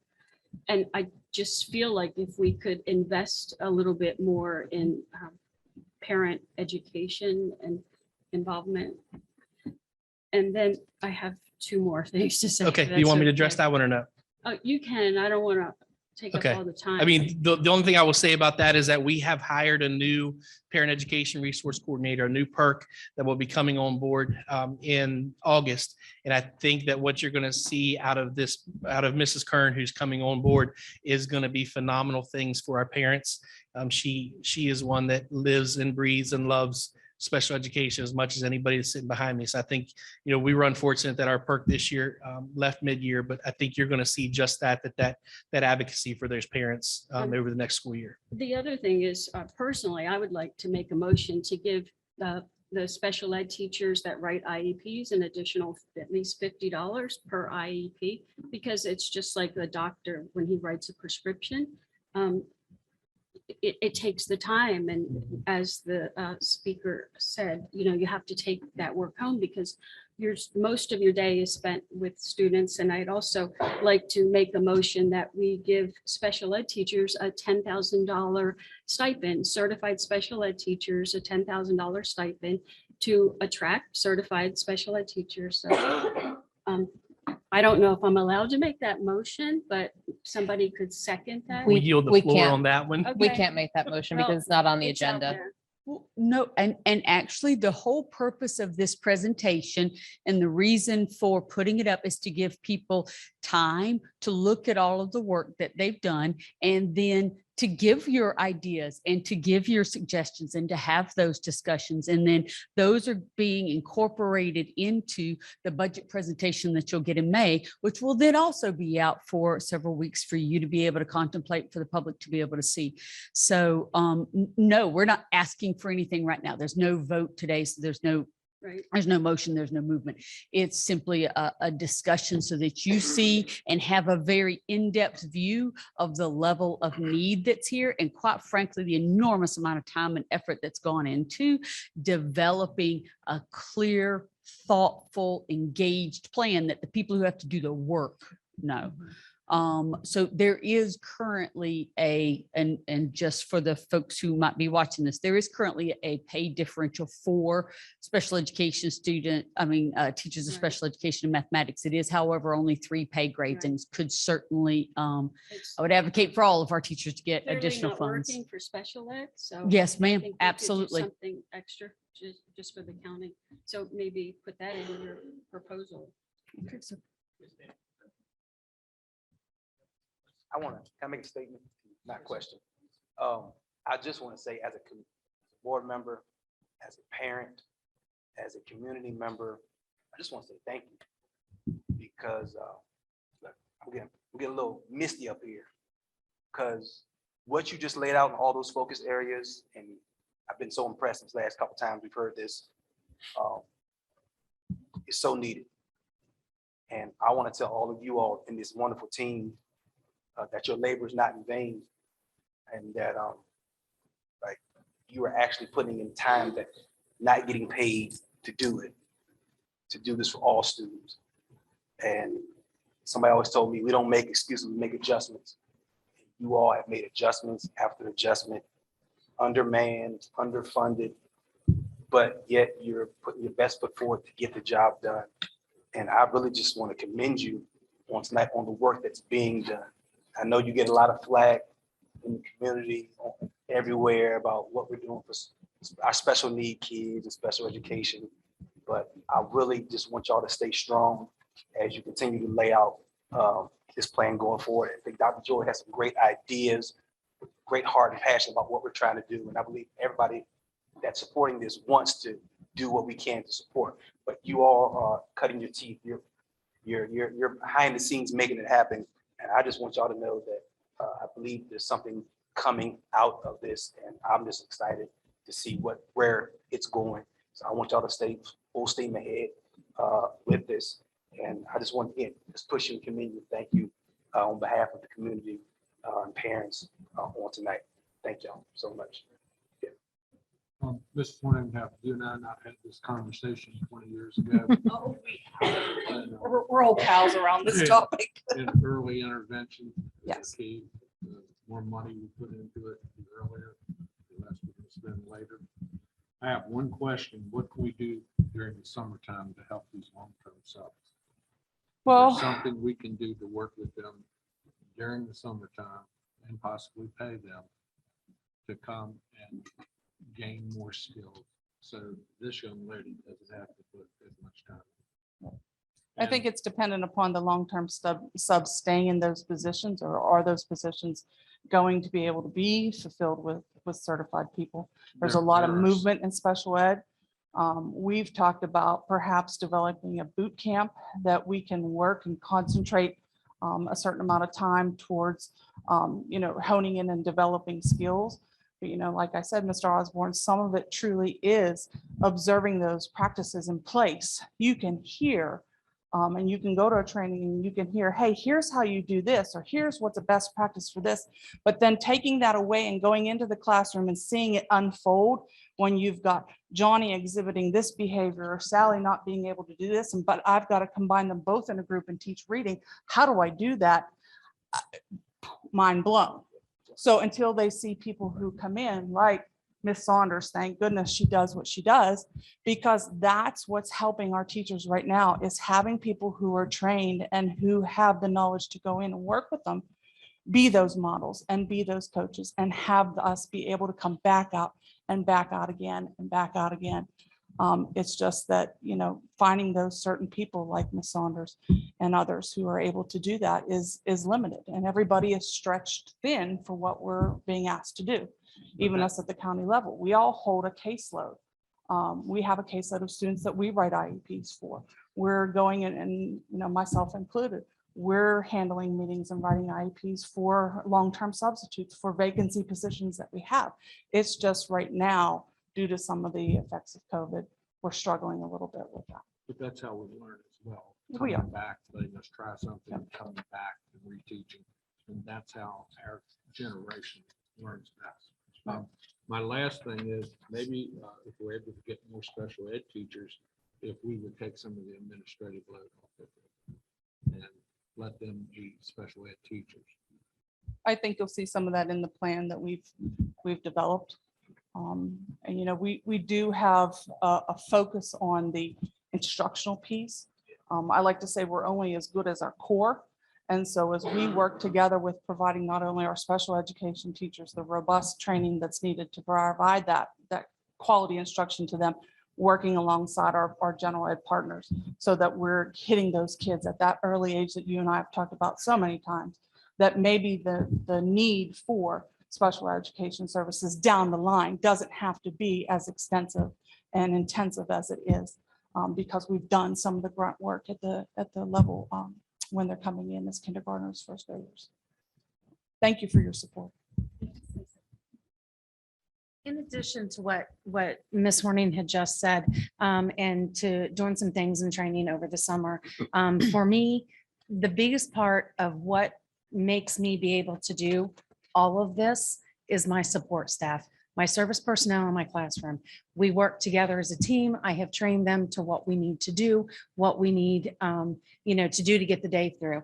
If they're not there to take on some of that instructional support, I can't step away and take that phone call to say, do I need an additional evaluation or do I need a reevaluation? Which form do I need? Well, they're the ones that are helping, as well. So, I would like to ask, and I don't know if I'm supposed to, but I'm going to, is support for our service personnel to get some appropriate training for them, because they're the ones, when the long-term sub is out and we don't get a sub, they're the ones that are running our classroom without a teacher or, without somebody. So, thanks. I just want quick, yeah, you go ahead. Dr. Joy, I was hoping to answer some of your questions. When you talk about parent education, one of the things that I'm sure we will be bringing back to our preschool classrooms now that we can welcome families back into the building are parent projects. Parent projects were monthly activities that our parents, preschool parents would come in and actually work side by side with their child during the class school day. So that's one thing that we're excited that we'll be able to do again next year. As far as the transportation and the consistent process for the transportation, I think what Ms. Saunders was speaking of, if we have a general education teacher who has maybe one of Ms. Hanson's students join in their classroom and they are going on a field trip, that general education teacher will talk to Ms. Saunders about the needs of the student, saying, I need to get a special ed bus to attend that field trip as well. So we do have a process for that. In addition, we do have a consistent process for progress monitoring throughout the county through STAR and PALS. So those are the benchmarks that all of the students take to give us some data to be able to check and see how the students are doing and if our intervention is being successful and how we move those students through our intervention. I just want to say a quick thank you so much for just taking the time to be here. I mean, I think as a board, we have known that there's been all of this layers of all of these onion pieces in special ed for a long time, but to be able to have it laid out so well so that the community can see the work that's being done, the incredible time that it takes, and frankly, the amount of funding that is needed to make it whole and complete and satisfying for, students, for staff, and frankly, for parents and what their expectations are. Having been that parent myself walking into the county and, my child had an FBA. So, I remember that. It's 20 some years ago now, but I remember it very much. And I remember frankly how scary it was thinking he doesn't have behavior issues because he's mine. Yes, he does. And he needs them to be addressed and to be able to be functional in the classroom. He's a functioning adult today because of that and the early intervention services he had starting at 2.5 years old. So I fully believe in it. It's necessary, it's needed. And I'm just so glad to see us begin to make the changes that are needed, even though they're going to be hard. And yes, they're going to cost money. And yes, they're going to require more people. But if we don't do it now, we are going to pay for it later.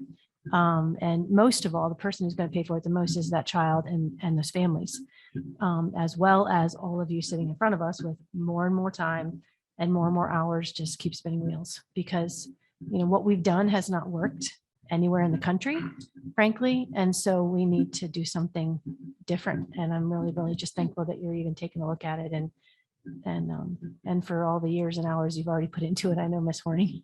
I know in the county, I always hear Miss Horning or Miss Pengel. I hear that name all the time. As far as you need help, these are the two people you call.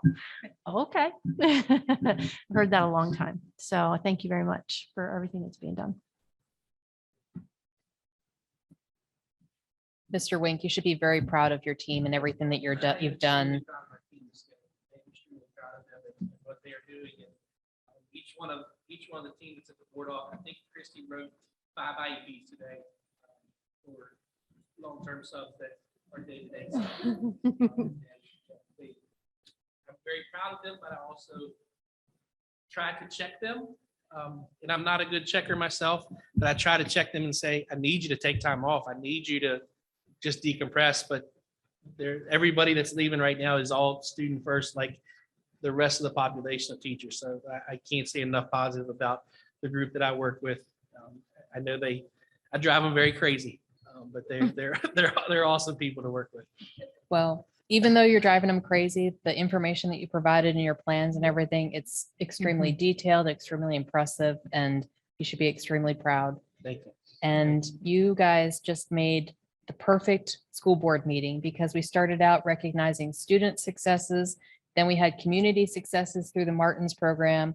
Then we had the facility successes with the new schools. And now you closed it out with successful academic supports for our entire population. So thank you very much. Great job. Thank you.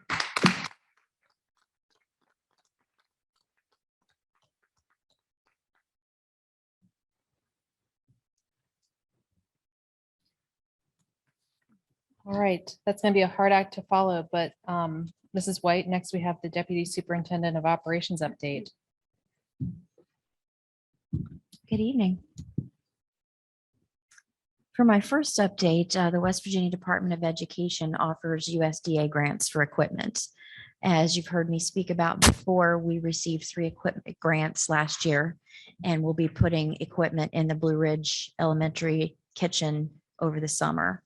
I'm pleased to announce we've received an additional grant, this one for Charlestown Middle School for a convection oven in the amount of $9,900. And we hope to get a jump start and install that this summer as well. So we're very blessed to be recipients of those grants 2 years in a row. Our decision-making process for choosing the equipment is to put the kitchen equipment, kind of rank it on a replacement schedule. So Mr. Bites picks 2 or 3 things. And since we won 3 last year, we were fortunate enough out of 55 counties to get another. But that will be the next thing on the list is a convection oven for that school. I want to focus, if Jason will pop up the bond summer projects, on what our focus is going to be this summer. That's how I'd like to spend the rest of my time with you this evening. We took a look last year at the C.W. Shipley awning, and it was on the schedule for last year. And some projects in our timeline we want to address. We're trying to get as many projects out of the way before we build schools as possible, and we're quite successful at that. We deferred the awning simply because we, like everything else, wanted to do it right. We wanted the awning to be aesthetically pleasing and stable on the Shipley Hills. So that is scheduled for this summer and is scheduled for completion. The first set of blue, under the blue bar there that you're looking at, were projects that we completed last summer. They were all completed with the exception of the C.W. Shipley awning, which is in red as it is scheduled this summer. We have project in progress for water bottle fill stations because we continue to work on those. While they're in every school, we continue to add and fulfill the dollar amount that the voters voted on in the bond for bottle fill stations. So in the next set, these are things that we have been working on in the fall. We've been working on through fall and winter mag locks at our bus garage facility. That is in progress. It'll be close to being finished up. I know the bus drivers needed new badges so that they could swipe in, and that has been completed. So we'll be completed with that project over the next couple of weeks. We've been diligently planning for schools. Mary Lind has worked very hard with STEAM Lab, as has Joel Silver for middle schools. Elementary is going to look different because they'll have kits. And she and teachers are very busy. She gave me an update last week, are very busy in making lessons. She's very excited about it. She said their lessons are vigorous and she's ready to go with it. Mr. Silver, on the other hand, will be making STEAM Lab rooms and ordering equipment for those. A couple of our schools have those in place now. Wildwood Middle had a start on that, and Charlestown Middle School did as well, but they will be able to have additional equipment if needed. Shepherdstown has a start on that room now, and I believe Harper's Ferry does as well.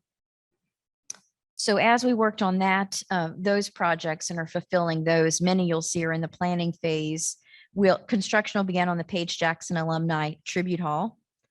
We're going to begin work on secure entryways for schools. Again, this is a project that is going to take some architectural planning for schools that do not have a double set of doors already. So this summer, our plan is to start that project by moving mag locks in schools that are on the first set of doors. In order to have a true and secure entryway, you want the set of mag locks on the second set of doors. And that's where you want your public and parents to buzz in. So we'll be taking care of those. Some schools don't need any adjustment at all. So we'll be taking care of those through maintenance this summer. And then long range, our architects will be planning to make it pleasing with the architecture to make those second doorways. We want to make sure that they look right. So we can look for that project to spill over into next summer. We're going to replace the bleachers at Charlestown Middle School. Drainage issues at Charlestown Middle School, while this is in the planning phase, we have worked diligently to make sure that water is not getting in that school, and it is not. However, to permanently address the issue, we want to slow down and take our time and work with a civil engineer so that we get the drainage issues around that school right.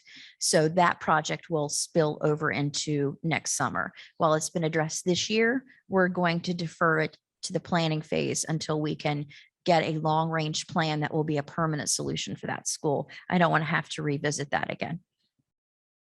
Restroom renovations are in the planning phase. We've created a rubric for restrooms so that we can assess what the restrooms need, which restrooms need upgraded the most, and that is in the planning phase. Next summer, that will take place. The reason being, we have announced our summer school locations. We want to dance around the students. So we've been trying to make summer school work with our bond projects, and that is a balance. So we're going to defer that project to next summer. We're replacing the fire alarm at Blue Ridge Elementary School this summer. This summer, we're going to complete all of the roof projects in the bond. And so we'll be replacing the roofs at South Jefferson Elementary, Shepherdstown Middle School, and the metal portions of the roof on T.A. Lowry School. And you'll hear more about that in the next board meeting or two as far as approval of bids for that project. We're going to replace carpeting in select schools. As you know, we began that project last summer. So this is a finishing up of the removal of carpet in our schools this summer. And finally, let's build some schools. At the end of July, the beginning of August, we'll be going out to bid for a contractor for both of our new schools, Ransom and Shepherdstown Elementary. Once we get past this summer and go into next summer with the remaining projects I have, we'll just be doing ongoing building. So our goal will be by next summer, we'll just be building schools and gyms. Do you have any questions for me? You're welcome.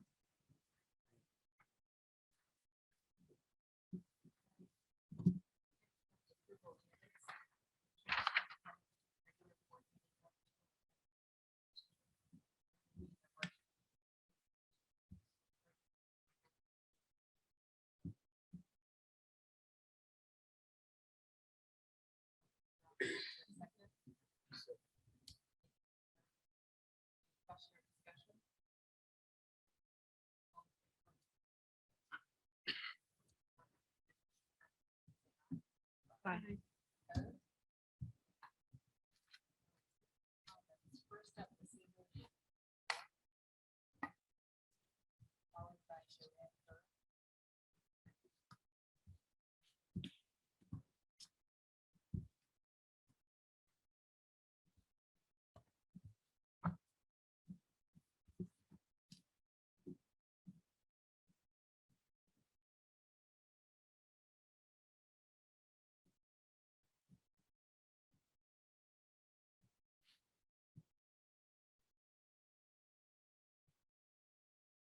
Hello, good evening. I'm Judy York.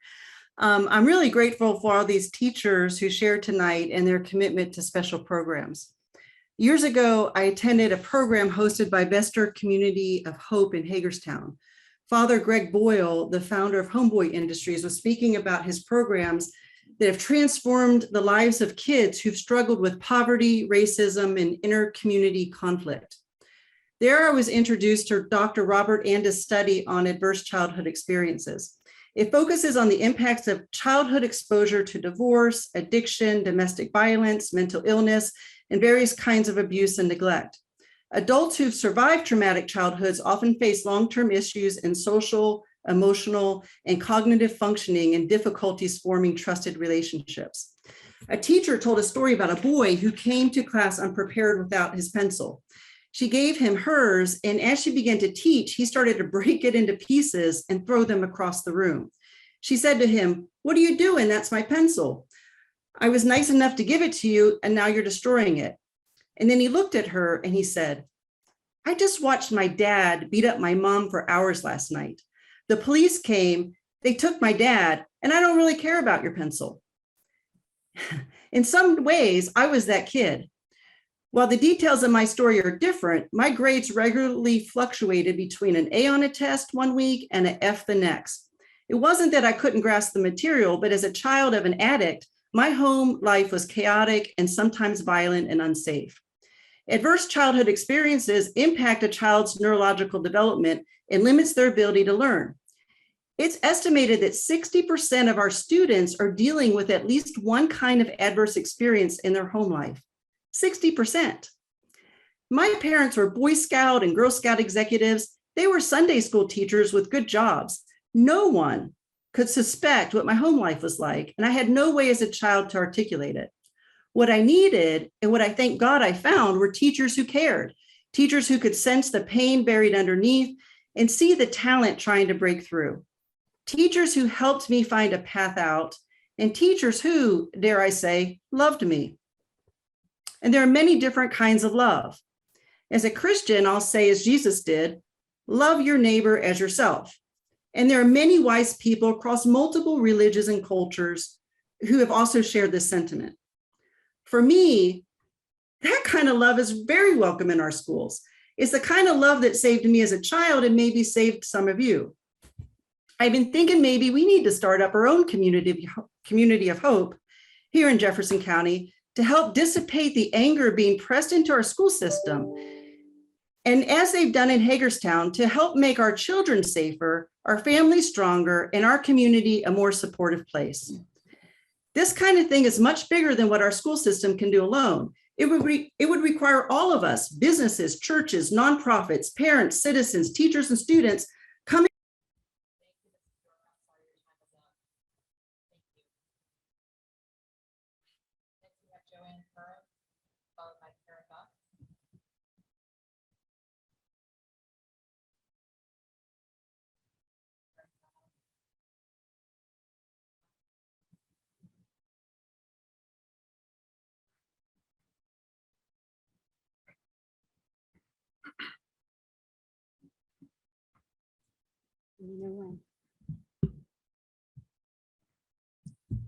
Those special education team people, those 10 people that were just here were incredible.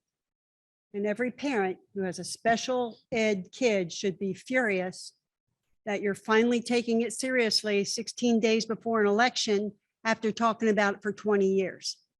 This is insane. One of the duties of this board is to stay informed. I research everything and I report information to my community and this board. Every day I review government websites, teachers unions websites, state and local boards of education websites. I research everything. Last Monday on whitehouse.gov, I found a press release announcing a second global COVID-19 summit to be held on May the 12th. It's a big meeting where a bunch of countries get together and figure out how they're going to vaccinate the world. Okay. The last global summit was in September of last year. And after that, West Virginia got $1.4 billion in COVID money. That's a 1 and a 4 and 8 zeros of taxpayer money.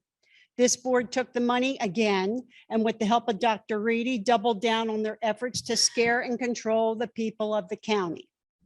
Did you know that West Virginia Constitution allows this board, the Board of Education, to operate like a fourth branch of the government, having carte blanche to do whatever they want with no legislative oversight, I might add, but I digress.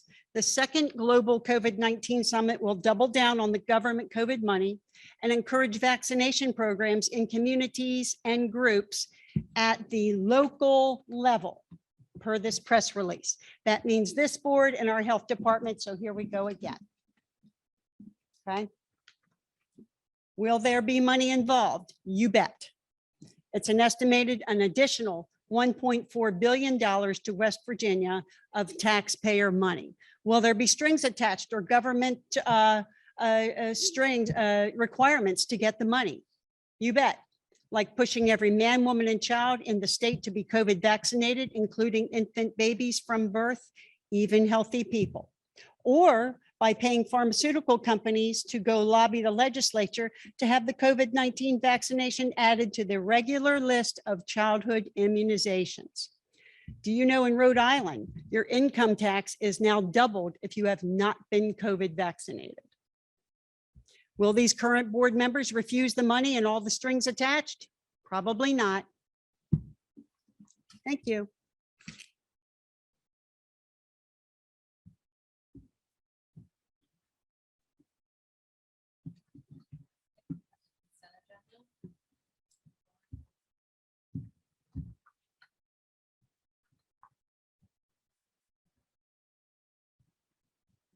Good evening. No changes or adjustments. The only action that we need to take is to table number 22, pull that from the superintendent's recommendations and take action on the rest of them, excluding that until after this evening's hearing.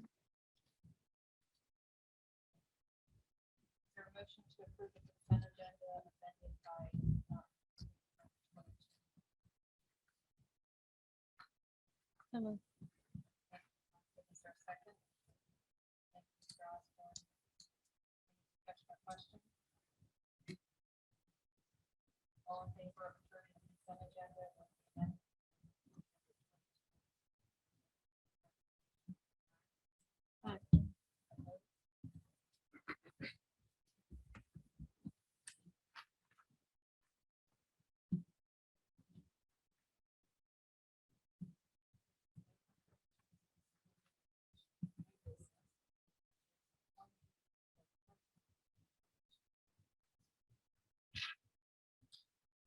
Yes, ma'am. This is just a pro forma matter. The chief financial officer is our treasurer. However, the board has to reappoint them every year, and we have to send the notice into the county to let them know who the treasurer is so that the sheriff's office knows who they work with in the school system.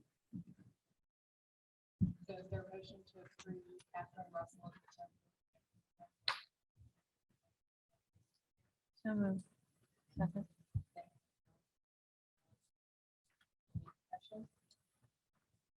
All in favor of appointing Catherine Russell?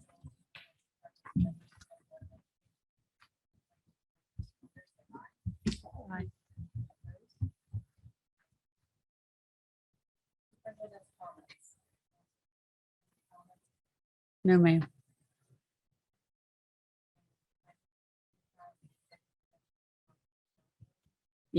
Yes, ma'am, we do.